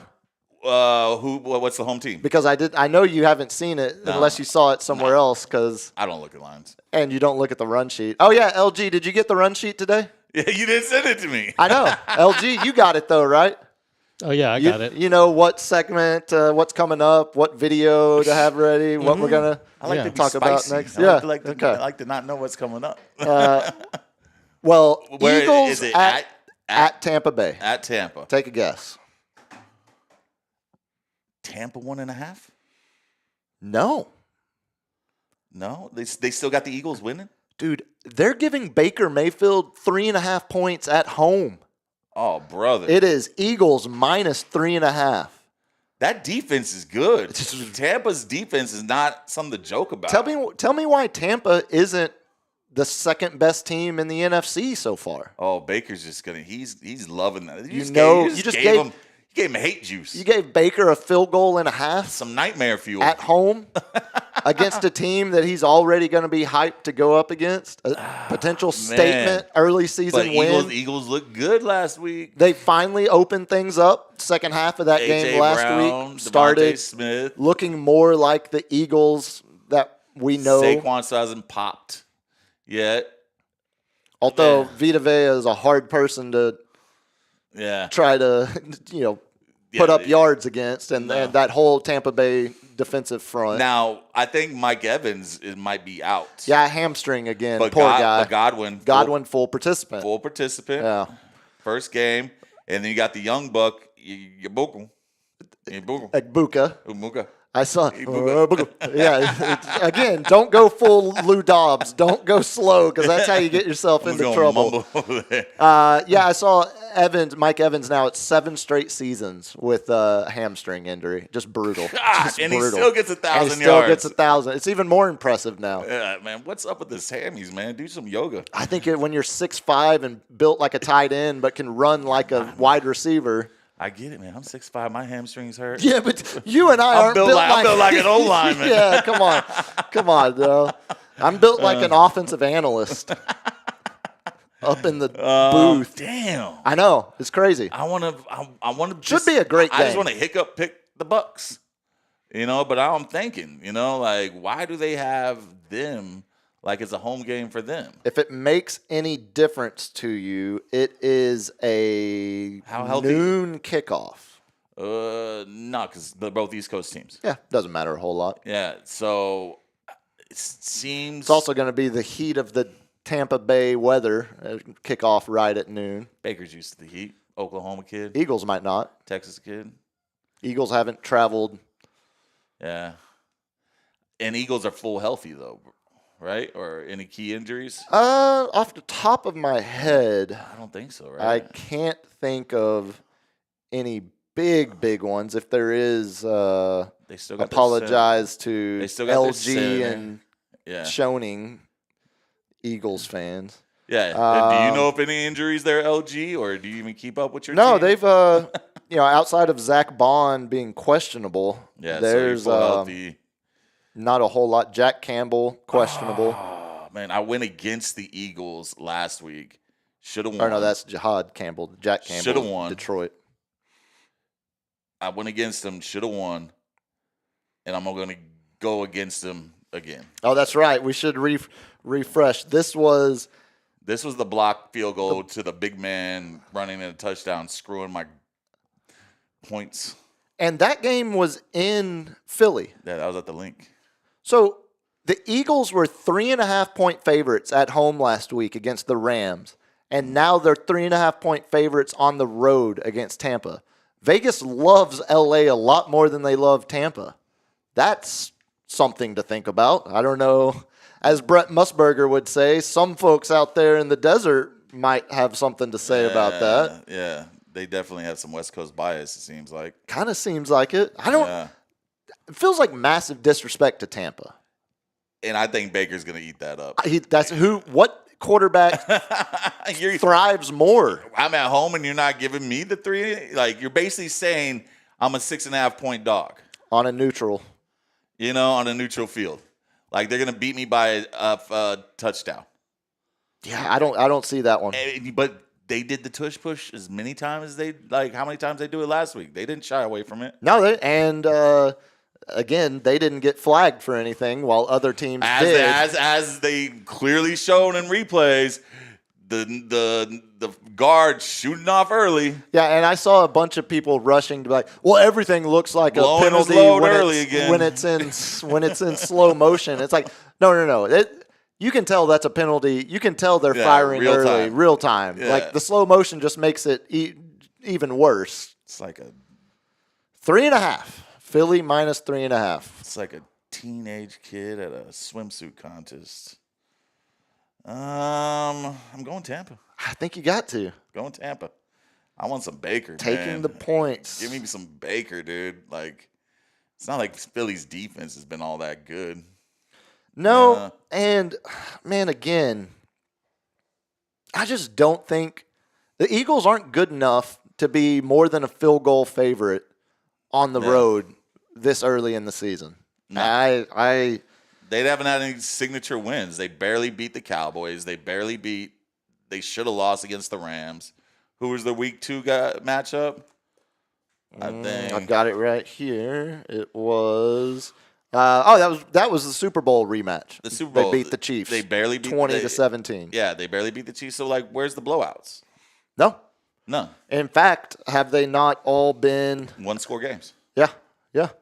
Cowboys, them, and I guess, last week. Yeah, but that was a loss until still a one-score game though. They only won by 7. Yeah. So yeah, give me Tampa. Bucks plus the points. See, I'm hoping we disagree. I thought this would be one that we would disagree on. I thought I would easily be able to pocket the points with Baker and have a split with you here, but we both love Baker. Yeah. Even though he's OU trash. And, Tech exile as well. And the no one believed in me guy who went to one of the biggest football powerhouse factories in the state of Texas, Lake Travis over there in Austin. I was always been an underdog, even though I was the best at everything I did. That's correct, yeah. Even though I was an all-state quarterback, even though, yeah. Heisman Trophy So winner. the other game, tell me if you want to pick a different one, but I thought this would be a fun one to pick before we ask LG to pick a number. What's the games in the contenders category? So the only other game that I was even split on regarding what should be the game of the week, there's Ravens Chiefs, but they're both 1-2. Don't care. That's going to be a great game. I hear you. And then other one, Colts Rams. Rams coming off the loss to the Eagles. Colts undefeated. That's a nice one. Let's just do both those. You want to just do both those and screw LG? He doesn't get to pick a number. LG, you want to pick a number? Do you give a crap? No. You don't give a crap. I think there's your answer. Yeah. I did. The one I was going to suggest, it wasn't going to be a fun one to pick, but it's kind of it's a historic matchup. Oh. We have an 8:30 a.m. game Sunday morning. Across the pond. The first game ever. Dublin, Ireland. First regular season game ever in Ireland. Vikings at Steelers. Vikings 2.5-point favorite. I'm not even going to watch that. Okay, game. well then we'll take that one off the list. Well then you want to jump into Ravens Chiefs? Ravens Chiefs. Lamar. Guess the line. You get at Arrowhead. 325. Ravens 1.5. Pretty close. Ravens 2.5. 2.5. A lot of respect for Baltimore on the road. I mean, he doesn't have Rashee Rice. Travis Kelce, as we see, Real Adam put it, he dropped the pass. They would Kelce's just been anger management. It seems like things might be going too well with over in the Swifty household. He does look like a Swifty feuding with Ticketmaster every time him and Andy Reid face off with each other on the sideline. Mahomes, I mean, until Rashee Rice gets back, I mean, you just got Patrick forcing the ball. Is Xavier Worthy back yet? Yeah, Xavier Worthy is playing. Okay. But he's never shown to step up to be that number one in my eyes. He was supposed to be at the beginning of this year. They game planned with him for the first game until Kelce took him out. We're 18 games into his NFL career. Let's not flush the baby with the bathwater there yet. Adam's right. Ravens D has not been good. Nope. It's been deceptive. And even the numbers that it does have been deceptive. Like the good things you can point to with the Ravens defense, it's hyperinflated. So the Ravens lost against Buffalo and they lost against Detroit. God, the Ravens just got a rough 4-game schedule. Well, and you could argue the Chiefs' 4-game schedule is just as hard, if not harder, I guess, outside of the Giants game. But the Chiefs went, I almost called them San Diego, Chargers, but that was in Brazil. Yeah. Then Super Bowl rematch with the Eagles. Then they beat the Giants last week. Yeah. Oh, man. I got to go with my man Lamar, dude. Oh, we might have a split here. Are you locked? I shouldn't have tipped my hand. Yeah, no. I'm going with Lamar. Locking in Ravens. I got him on my fantasy team, so I'm going to be rooting for him anyway. And you said that was Ravens minus 1.5. Yeah, well, Even though I feel like those the refs are going to put on those Chief jerseys again. Okay, the line is actually 2.5. I just thought I could get you to agree with what you guessed. I still pick the Ravens. I think Derrick Henry's pissed that he's fumbled 3 times this year. He's going to go beast mode. Leading the league in fumbles. Which is another one. Help me out, chat. Someone in a keeper league suggested I trade Malik Neighbors for Derrick Henry. And I'm like leaning no on that one because it's a keeper. And Malik Neighbors is only in his second year. And Henry, he's got about 3 or 4 more years. But he could be that man, a Frank Gore that stays playing until he's 38. That sounds to me, without, with my fantasy expertise I have now as I might just do the opposite, whatever you say. General manager, the owner/general manager of an undefeated fantasy football team. Oh, God. That to me sounds like Zeb, calm your boy. That sounds to me like Zeb. Don't you get too comfortable. I could always. Will McClay is replaceable. Let me just remind you. Also, Will McClay. Those last 4 drafts haven't been so hot, have they? Ooh. Might need to get a little change at the top. No, that to me would be an instant. You offend me with that trade offer. There's no way I'm considering Neighbors for Henry. Yeah. Because it's a keeper league. Yeah, that to me is the. I was like, but I am desperate. I had John Connor, so my running backs are not Henderson, the rookie out of New England, who's getting out touched by John Connor is. You're meaning James Connor. It's John. John Connor. He's a Terminator killer. That's correct. Yeah. As soon as you said that a couple times, and it just now finally connected. I was waiting until you catch on there, it took a minute. I always say that at the draft. I'm like, give me John Connor. They're like, it's James Connor. I'm like, no, he's John. It's John. He kills Terminators. It goes by James. Goes by John. But not like whatchamacallit, like that. I know we're veering off, but I have Henderson, and then I have the backup now. Because Benson's been playing for the Eagle for the Demetrio, whatever that dog. Like he's just not. Who are you trying to think of? He's a 3rd string back. I have no running backs. How many years has? Okay, here's a better question. How many years into this keeper league are you? I've been playing this one probably like 7-8 years. Okay, so there is. It's not like me whenever. DeMercado. Oh, DeMercado. Oh, points. It's not like me when running that Madden franchise where now I'm like 7-8 years into it. I'm like, okay, now let's start a new one. But I got so many, I have my wide receivers are Jamison Williams, Malik Neighbors, Godwin, Rashee Rice when he comes off. I might keep, that's going to be a top because you only get to keep 3 people in this keeper league. It's not like a dynasty. See, that's even more reason. So I'm going to have to do a Rashee Rice or Malik Neighbors. And that's an easy one. Malik Neighbors, not even close, right?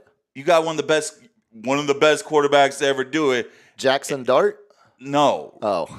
Patrick Mahomes. Oh, that guy, yeah. Throwing to Rashee Rice versus Jackson Dart. We'll see how that works out. Yeah, but Rashee. He's playing for. I feel like Rashee Rice could. What's he going to do? He's get suspended. He's 6 months away from leaving a Lamborghini in the middle of a toll road again. I wouldn't trust Rashee Rice with a keeper league spot. He's a wild card. Let's lock in that last game for our picks here. So Colts, that is undefeated true. Colts. Lamar is 1-5 against Mahomes in the season of playoffs. That means I'm still going for the upset there, Adam. It's in ink, so it's not changing. Undefeated Colts at 2-1 Rams. Rams coming off the disappointing loss in Philly where they should have kicked the game-winning field goal. At Rams. Let me guess the line. Rams 4.5. You're about a point off on all. It's Rams minus 3.5. 3.5. They're actually giving favorite. some respect. They putting some spect on his nap on the Indiana Jones. I think it. I can't say Dimes anymore. That's his New York. No. We're past Dimes. It's Indiana Jones. Does the sequel match the original? I'm telling you, eventually we're going to get Kingdom of the Crystal Skulls, and I think that might be premiering in Los Angeles, out in Hollywood. I don't know, man. With the points, it's my fandom not wanting to pick the Rams. Sure. because of the NFC West bias. But John Taylor? Yeah. That's what I was going to say. Jonathan Taylor. He's looking good. All the talk about the Colts has centered around the career revival of Daniel Jones. Tyler Warren? Daniel Jones isn't doing what he's doing if Jonathan Taylor is not. Oh, yeah. The play action is working perfectly. Yeah. And and he's also catching the ball. And Danny out of the backfield. And Danny is running. Yeah. He's flying down the sidelines. You know what I'm saying? So it's like always been an incredibly underrated runner. Yeah. As someone who watched him way too much when he was at Duke. 3.5. So how many are we split on these? So right now we've only agreed on one, right? We have agreed on two. We are split on two, and we've agreed on two. So you get to pick first. You want me to go first? I picked first last time. I feel like the Colts are a facade. Eventually, we all know that. But sure, maybe not. We thought the Vikings were a facade with Sam Darnold last year, and that might be what we're looking at. We might be looking at a 14-3 Colts team in a weak division. But they're not playing division. That's right. And I think the Rams edge, specifically their pass rush, their edge rush, I think is going to be what finally brings Daniel Jones back down to a more realistic. Who do they got? Verse, Gerard Verse on one end, and what's his name on the other? Their pass rush has been I know I'm just, really, really good this year. But I haven't heard any big injuries out of Indy. Haven't heard any big injuries out. I think hasn't there been some line injuries out of L.A. So the only Colts have a couple linemen questionable, but it doesn't look like anyone big is.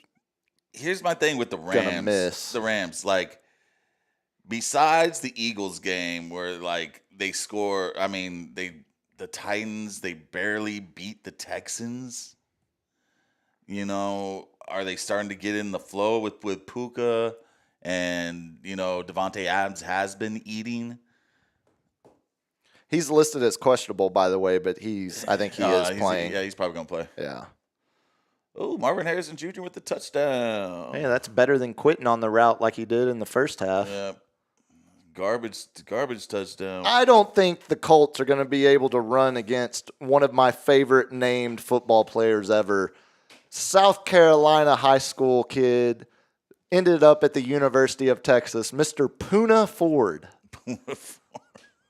No. Tell me there's a better name for a 6-foot-tall, 300-pound defensive tackle. Poona. He looks like a Poona. So you're going Rams. I will pick first. I will put my pick on the board first, and I think the Rams win this game by more than a field goal. I'm gonna say this is the Temple of Doom. Give me the Colts. Yeah, you think we're still? I think we're still in the adventure. We're still in the '80s Indiana Jones movies. Yeah, we're still riding the adventure. I think they're gonna go 6 or 7-0 and surprise people, and then they'll finally get that loss. So you were getting 3.5 points for that. Okay. Yeah, Matt Gay, he's looking good. The kicker. Well, I mean that could be what separates it. So we got under. They've only punted one time in the past 3 games. We'll burn through the rest of the league slate real quick. We're under 6 minutes. I'm trying to hype myself up for this in the Thursday night Indiana football game. Seahawks still winning 20-13 over the Cards. Yeah.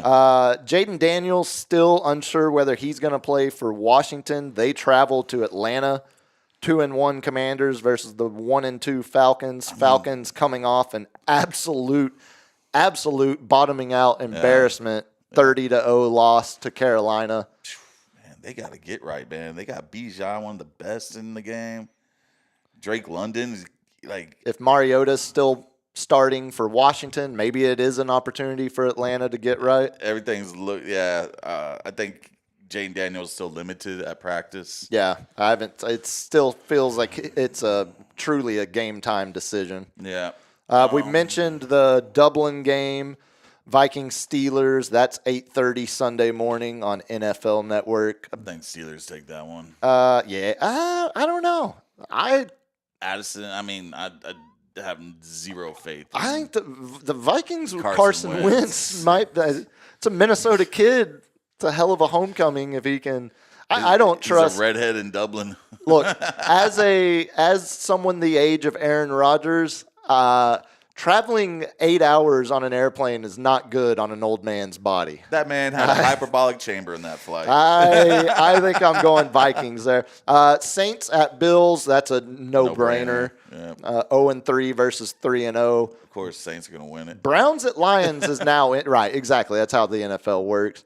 Lions are just their defense is clicking. Lions at home. Browns riding high off that win against Green Bay. They might be riding a little too high. You want to guess the line on that one, though? So you just watched Cleveland beat Green Bay last week. I still say Detroit 7.5. 9.5. 9.5. Big number. Yeah, because they're going to straight destroy Flacco back there. We might see Shedeur Sanders at halftime. Might see Dylan Gabriel first. Gabriel, whichever. Something should be said about the Browns. I was reading an article earlier today. Every single one of their most recent draft picks have all contributed now in a substantial way, except for Gabriel and Sanders. Every other pick they made in this most recent draft is Judkins looked great in his debut. Looks good. What, he go for like 94 yards? Yeah, man, he was a solid kid. No, he is an NFL running back. He's a starting fantasy player every week. You got to start him.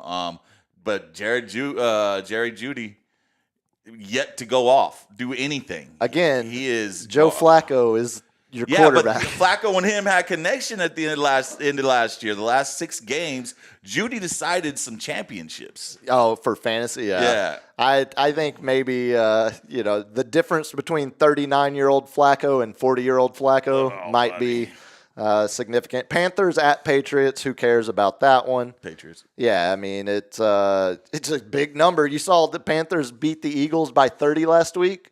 Take a guess on the number. What?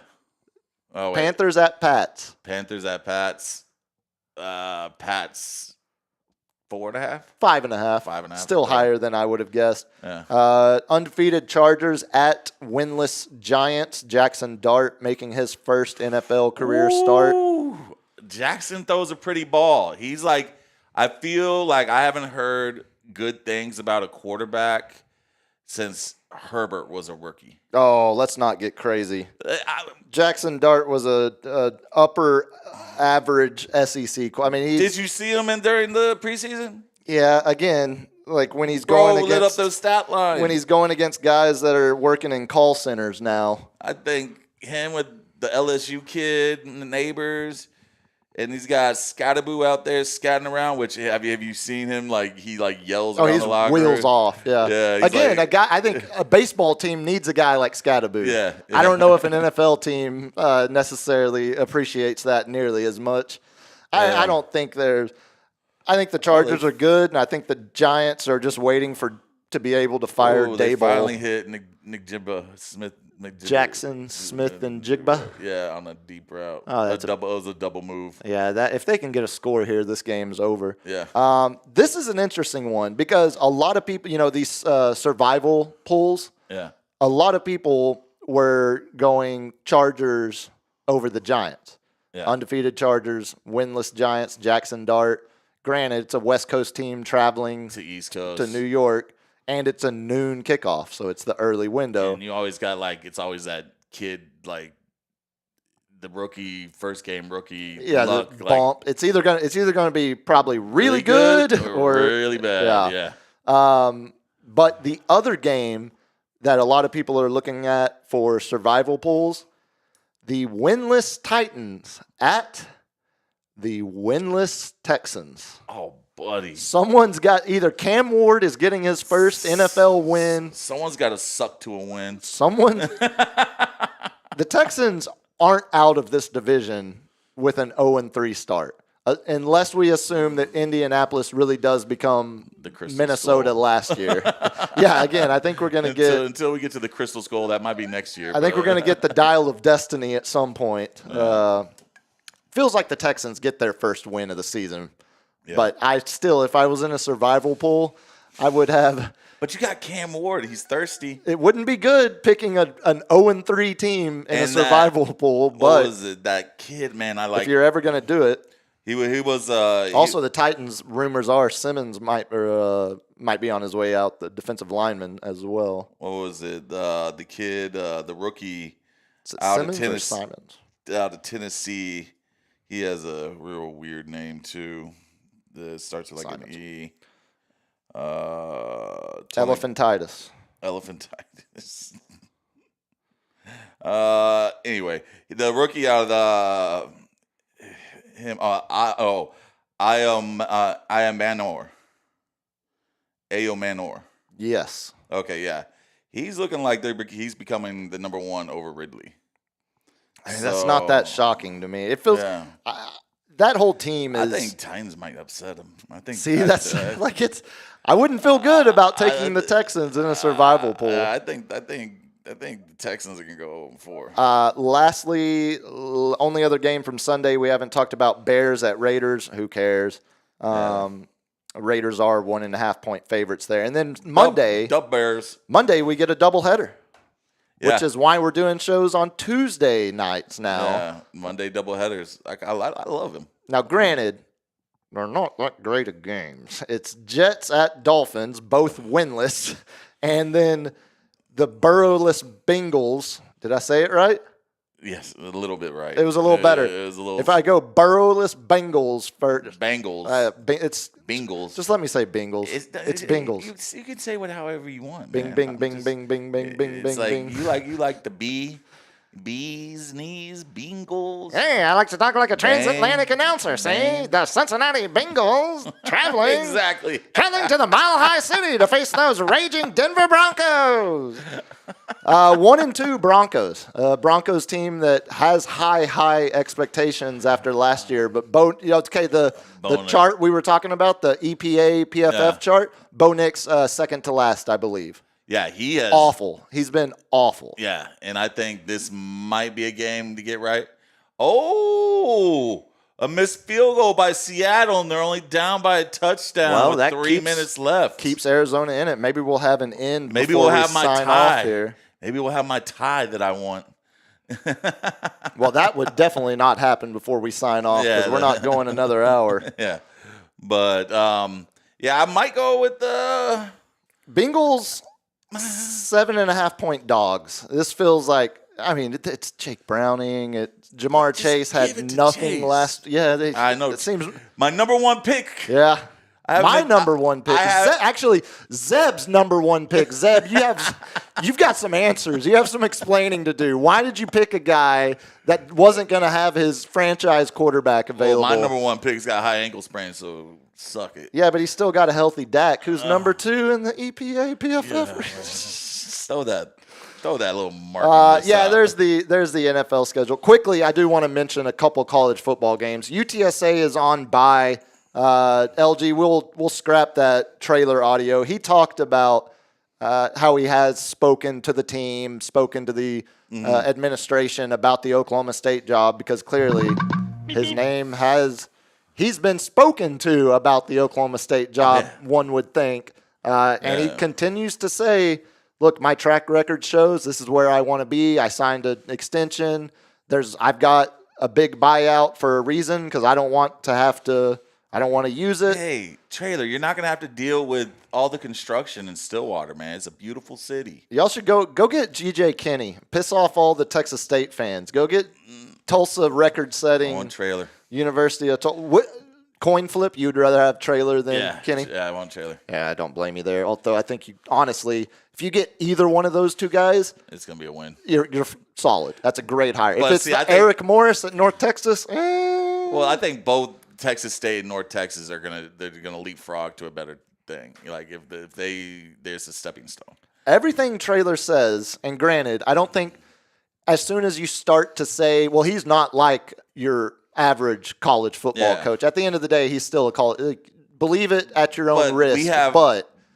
Everything he says, it sounds like he is absolutely solely committed to UTSA. If there's one place that we stick with our head coaches where he can sit there and lay down a foundation. Like we talked about it. It's Stillwater. And he can recruit the piss out of East Texas. Yeah. Bring all those kids up there. And, I mean, we got our own stadium that just got rebuilt with Team Boone Pickens money. We got our own practice facility. Our everything's brand new in that thing from the past decade of that billionaire Pickens money. He's going to think about that one. I think it's more of a desirable landing spot than a lot of the way it's been portrayed in the media this past week. It's been kind of maybe I'm just biased from all of the awesome Big 12 memories I have. Hell, the old Big 8 Southwest Conference. They were Southwest Conference, weren't they? Maybe just Big 8 or Big. Anyway, but all the memories I have of Oklahoma State being an actual desirable job. I think if they get either of the two guys within 30 miles of where we sit right now, they'll be in good position. And we got a Friday night game this week. It's a fun one. TCU traveling out to the desert playing Arizona State. A nice Big 12 matchup. I was saying Oklahoma State's got a Friday night game. Oh, God. Who do y'all have to play? I think a no-namer. Maybe it might be BYU. We're getting out. BYU's playing Colorado, if I remember off the top of my head. Let's see. I think. Oh, it's. I did see it. It's a Big 12 game. Baylor. Yeah. Yeah, that's right. It's travel. Baylor travels up to y'all. Yep. Yeah. Yeah, it's a 2:30. Dang. Oh no. Oh, they moved it. It was a Friday. Yeah, I was about to say. I think the only Friday game, Big 12 wise, is that TCU Arizona State, which is actually a fun one. The game of the week is up in the Big Ten. The traditional classic Big Ten matchup. Let me see. Penn State, number 3 Penn State. Happy Valley. Are we going to get a whiteout? Traditional classic Big Ten football facing number 6 Oregon. Oh, buddy. Defense versus offense. Exactly what I think of when I think of the Big Ten. Oregon traveling to Penn State. Yeah. Classic Big Ten matchup. Classic. I remember growing up watching those. Houston's the other Big 12 Friday night game. Houston plays Oregon State. Maybe that's what I thought. Maybe that because I saw OSU. Yeah, that's what I bet that's what it is. And orange and black. Yeah. I got to go with the Ducks. Ducks offense is rolling. Yeah, I want to see. And their defense is, they shut us out. Their defense ain't bad. They haven't let anybody close to over 20 points. It's one of those games where I think a loss for either team, it's not decent. No, they're both still in a good position. Low teens. Yeah, good position. If Penn State loses, they probably don't even fall out of the top 10. If Oregon loses, they're probably 10, 11, 12, somewhere right there. Mm-hmm. It's a big weekend in the SEC. Is that the 6:30 game? Yeah, that's the night game. That's nice. The NBC night game. The big weekend in the SEC. Number 4 LSU traveling to number 13 Ole Miss. Both teams undefeated. Big Southern John Plantation. Exactly. And then also number 17 Bama traveling to number 5 Georgia. Ooh. And that's the ABC night game. Off of Georgia's loss and Bama, they came back and put a mud stomping on someone, right? Last week. Yeah, who was that they? It was a layup team, I think. Was it not the?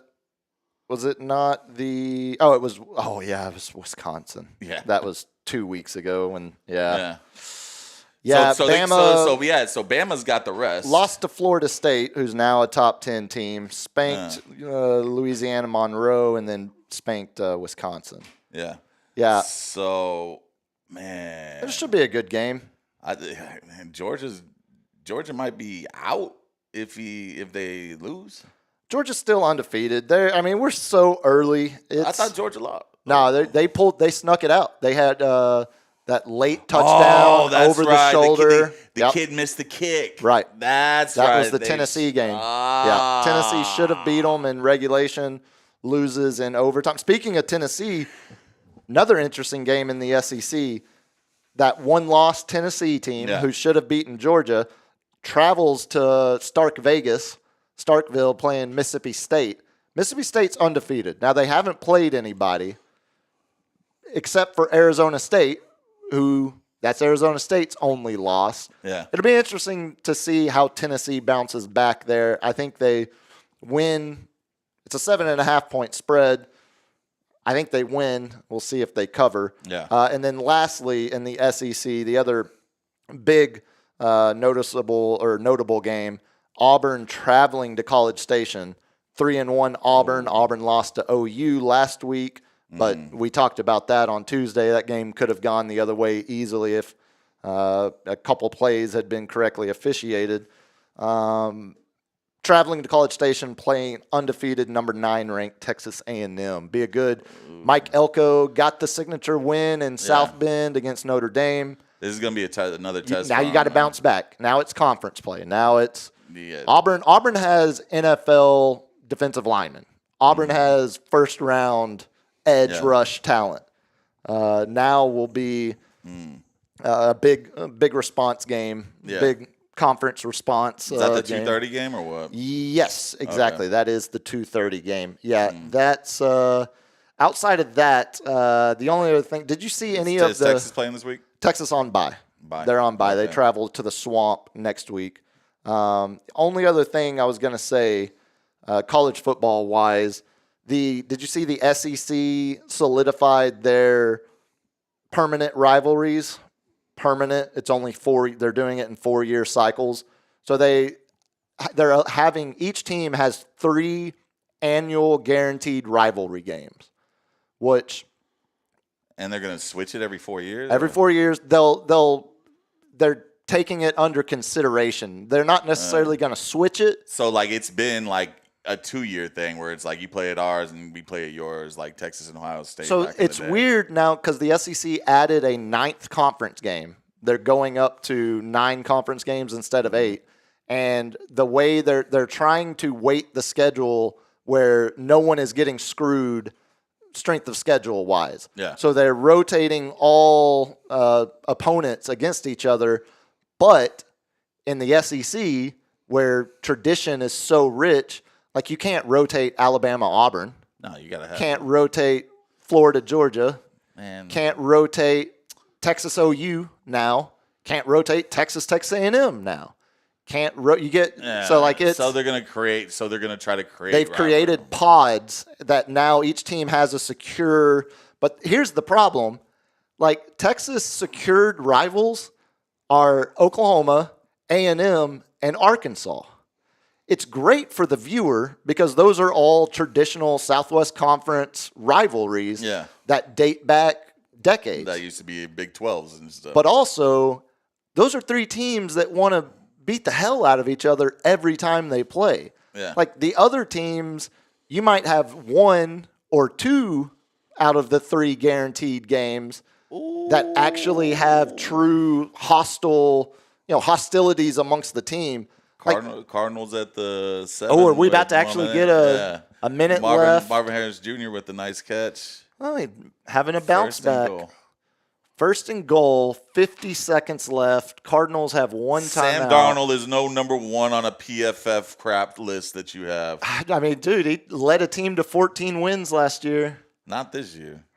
They're on the precipice of being 3-1 if they can get a stop. I don't know about that. You run an inside draw. You've only got 1 timeout left. They're killing the clock. They're making Seattle burn. No, that has to be Arizona that just used their final timeout. There's no way Seattle took it. Yep. I don't agree with that either. No.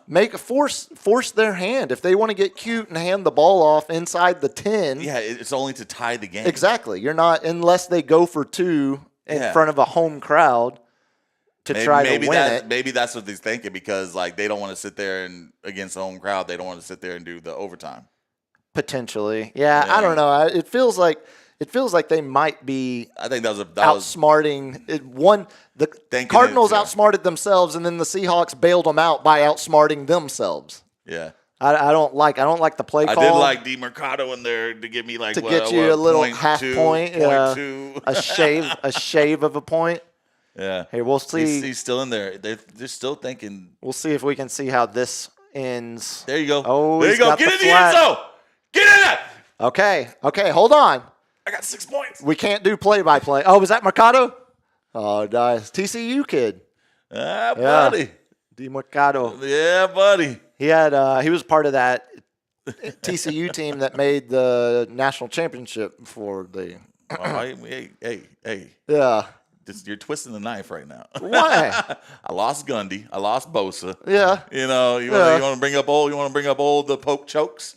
No, they're out there. Just pointing out. They're out there. Just pointing out some facts. Well, I'll tell you what. Okay, they're kicking the field goal, so we might have overtime. Let's do this. Extra point. LG, yeah, extra point. My bad. LG, let's do some lightning round, shall we? And maybe if this game goes to overtime, we'll have some time to watch it in the living room. First one I had. Do you remember the iconic when Tony Hawk first landed the 900 at the San Francisco X Games? Yeah. What year? 1999. He actually went overtime, and they just were like, exactly. He was so beat up. He was doing no other moves. There wasn't a full set or a full run. It was just I'm going to land the first 900 in competition. 900 back then they had best trick vert. Yeah, but this was the actual. No, this run? Was his was. And also now 900s are done by 12-year-olds at summer camps. Like it's so crazy. They're so small and they squat them out. It helps, but his man. Now that you say that, it might have been just best trick run. Yeah, I didn't think it was around yet in '99, but the skateboard that he used during that run where he got the first 900 in competition sold at auction for $1.15 million. Deservingly. I would say so. That was an epic moment. That was the precipice of bringing skateboarding from the 80s to where it was all about those weird tournaments and the flat, freestyle competitions. It was 20 years of building up for that moment, like Rodney Mullen style skateboarding, which I love to watch. Man, one of my favorite skaters. Bob Burnquist bringing in the Brazilian flair. Yeah, Bucky Lassick. Yeah, I think what was it, man? Bucky and Tony used to do the doubles vert in their 40s, and still win. Oh yeah, and then Bucky went on to do some big air. Like rally car. Rally car race, like Travis Pastrana. Rallycross, exactly. Yeah, hit me, LG.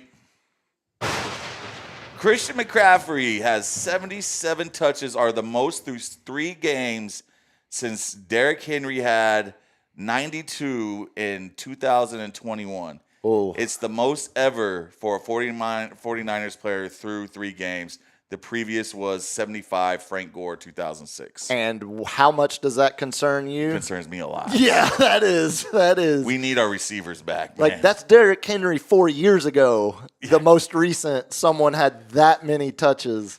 He said he felt good. Well, I'm just saying, he's 2003. We got a short window. No, that is a lot. That's a lot of touches. That's a lot of touches, and especially that includes his catch, man, because he has like 8 catches a game. But you went out and you made the trade. Wow. You went out and made the trade for Robinson Jr. Yeah, to potentially avoid some of this. Because we got an injury. Or like our running back core was getting injured.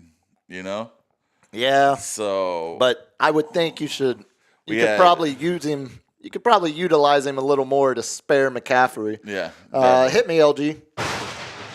Quickly, I mentioned on Tuesday the Stars opened their preseason play over the weekend. Mm-hmm. Well, damn it, if last night Jamie Benn didn't puncture his lung, that would lead to his lung collapsing. Yeah. Stayed overnight in the hospital, had x-rays at the arena, rushed to the hospital, had the surgery to plug the hole in his lung. now is expected to be – he's not going to be able to skate for a month, and then probably will need a week or two to ramp back up, basically have another training camp now that he's not going to get a training camp, get into playing hockey? shape. I always feel like hockey, nobody ever, like, dominate. No one ever runs away with it. You know what I'm saying? Like, especially not now because it's so restrictive salary cap wise that it's really like hard. 34, 26, and 17 draws. Exactly, especially if you have a lot of top end talent. Yeah, they take up such a large percentage of the salary cap compared to the NFL or the NBA or any of that. Yeah. It's really hard to build depth if you have a lot of. If you have Connor McDavid's. I mean, also, you can find ways to do it, but way more difficult in the NHL. Jamie Benn starting his 17th season with the Stars. He's been captain now for 17 seasons, like, getting hit around on the ice. 11, something like that. Hockey players are tough. And it wasn't even a big hit. If I had shown you the hit, you'd be like, "That's it." Yeah. Like that puncture that caused his lung to collapse. Yeah. It wasn't even it might just be a man that's getting a little old. Yeah. Hit me, LG. One Stephon Diggs is getting accused of rape. Oh no. By a gay hairdresser. Oh, the plot thickens. I wish I found this out on National Bisexual. I did see Cardi B talking about how there's like some girl named JT that's a rapper. Like they're like, it's supposed to be a new rap battle beef or something, but she's backing up. Like when it's against men, like sexual assaults against men, it never gets taken seriously and stuff and blah blah blah.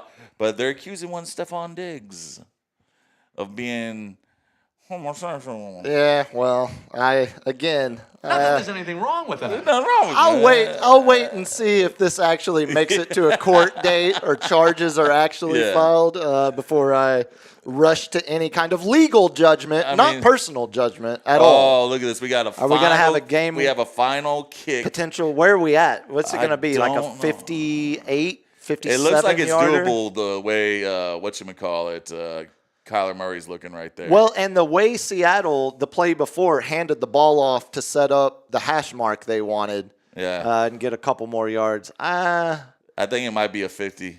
I think it might be like a high 40. Unless Jerry traded Brandon Aubrey to Seattle. 52 yards. It's only 52. That's a chip shot. Only look how we It's talk. crazy. Only 52. It's so different now. If you can't consistently make 52 yarders, you can't be a kicker in the NFL.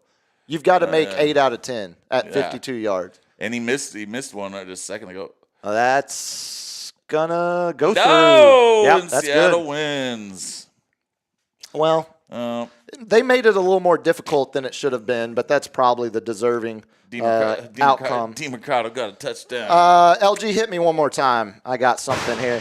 You have that Rory audio. It's quick. We'll get to it, and then I got one more after that. Get it. So Ryder Cup, of course, starting tomorrow at 6 a.m. That's when TV coverage on USA. I thought it was USA channel. Maybe that's why it's starting at 6 a.m. because it's supposed to be playing on Thursdays as well. Yeah, they squeeze it in. It's Friday, Saturday, Sunday, all day, 6 every day. Man, I won't wake up early. Well, that's why you set it to record and then just get caught up throughout the day. Take my 15 naps.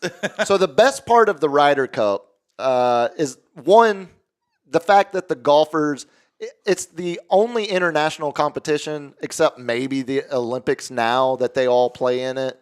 It's the only one they seem to actually really take serious. Oh, yeah. I mean, it is cutthroat. All these guys are looking up to Seve and all the previous European golfers that win. Oh, they're talking smack to each other. Well, and when it was opened up from, it used to just be England and Ireland, and then it was opened up to all of Europe. So that's when you started really seeing Europe.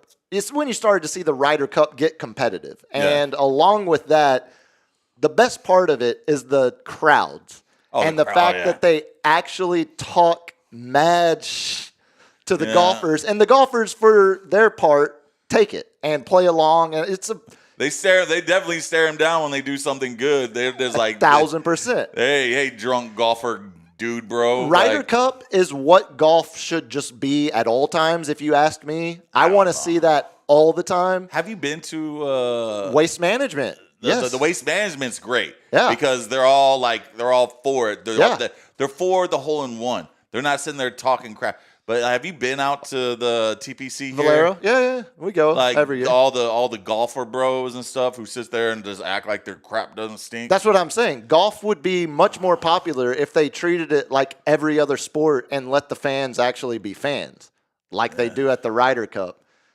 But those guys are so arrogant. Yeah, it's never happening. But I'll continue to pound that. I had a guy I've been shoulder bumped 18 times at there, and none of them turn around and say, "Hey, I'm sorry, man." No. You know, and I'm like, we're not going against different teams here, bro. They've got more on their wrist than I have in my. I get the entitlement. I don't agree with it. I'm gonna follow them in the bathroom, and then I'm gonna have more on my wrist than they will. I was about. Whoa! No Diddy again. But all Blue Chew. Stephon, yes.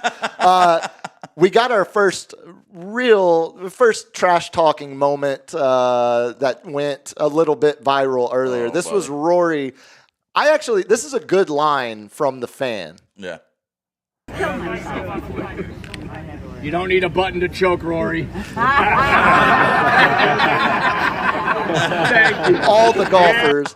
The entire Team Europe turns around. Is like, actually, that's a good one. So if you're just listening, Rory's adjusting his collar, and he's trying to fix a button at the top of his collar. He's trying to button it back up, and it looks like he broke the button. That's pretty good. That's a good start. Hopefully, we get some good audio to play when we get back in the room next Tuesday. Hit me, LG, and we'll close it out here. I got a couple on this days for you. I teased it. We're going to end with possibly the greatest individual athletic achievement I've ever seen. Mm-hmm. That occurred on this day in the year 2000. But also, on this day... Better not be no cowboy crap. In 1974... Now, Playmaker had already retired. And Emmett was with the Cardinals. On this day in 1974, a man that would go on to be way more famous for his off-the-field name than his actual baseball achievements. Dodgers pitcher Tommy John had experimental surgery on this day in 1974. The first, what would become known as the Tommy John surgery. You know, I heard this, I was listening to some radio. He actually almost had 300 wins. He had 284 or 288 or something like that. Really? Yeah, he had 286 wins. Guess how many no decisions he had? 100? 188. Cool. Good Lord. Yeah, so There's no way. You're telling me 300 gets you in the Hall of Fame, but the Tommy John who did the Tommy John surgery is named after him. Four-time All-Star. 288 career wins. Got a couple 20-win seasons. 3.34 ERA. Yeah, how is Tommy John not a Hall of Famer? Yeah. He deserves to be in the Hall of Fame. So does the surgeon. Yeah, if nothing else, just because of the surgery, but I think that should be, I think his stats, he might be a late. Look, until Vida Blue is in the Hall of Fame, I'm not going to beat the drum for Tommy John. Who the hell is Vida Blue? Pitcher that won Cy Young and MVP, was absolutely, has 300 career wins. Who did he play for? Athletics, majority. Oh, and he's not in? No. That's ridiculous. No, there's a bit of a bias there. Yeah, he won the 71 Cy Young and AL MVP. Was a part of their championship teams from 72 to 74. Only 209 career wins. Yeah, okay, but so there you go. I think if you win a Cy Young and an MVP, you're a Hall of Famer. But he's not the only one to do that. Babe Ruth. Be thinking about it before we close out with this. Okay. Now, take yourself back to the year 2000. To the year 2000. In the late summer, we had the 2000 Olympic Games. And Team USA was playing France. The Vince and Carter a young dunk. Vince Carter did this against Frederick Weiss. Yeah. Oh. Oh! Dude, that's still A 7-footer. He's 7'3". 7'3", yeah. Yeah, not just a 7-footer, and he doesn't just barely clear him. How my nuts taste. Yeah, he's 7'2". Oh. 7'2".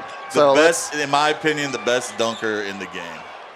In my opinion, that's the best in-game dunk I've ever seen in my life. Yeah, that's... And it doesn't matter that it was against a French stiff. He jumped a 7'2" guy.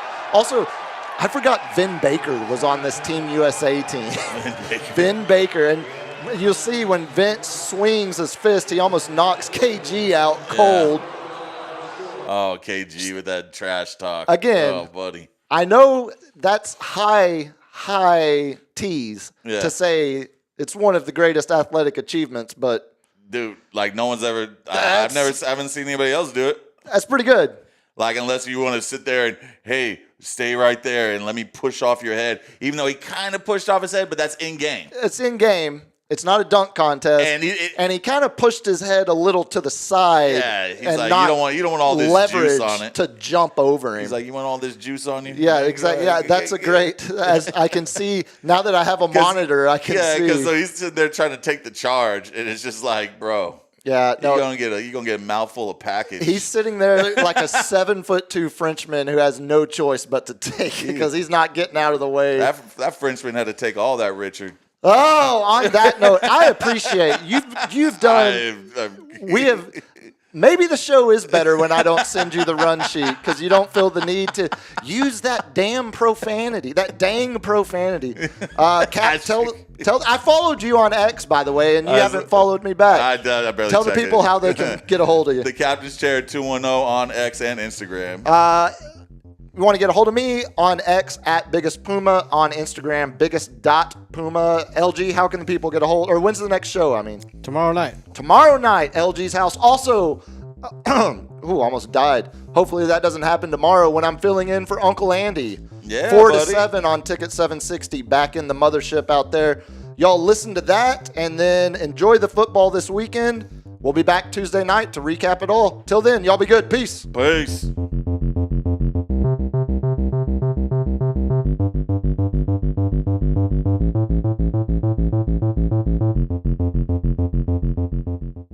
Kids, what do we say about drugs?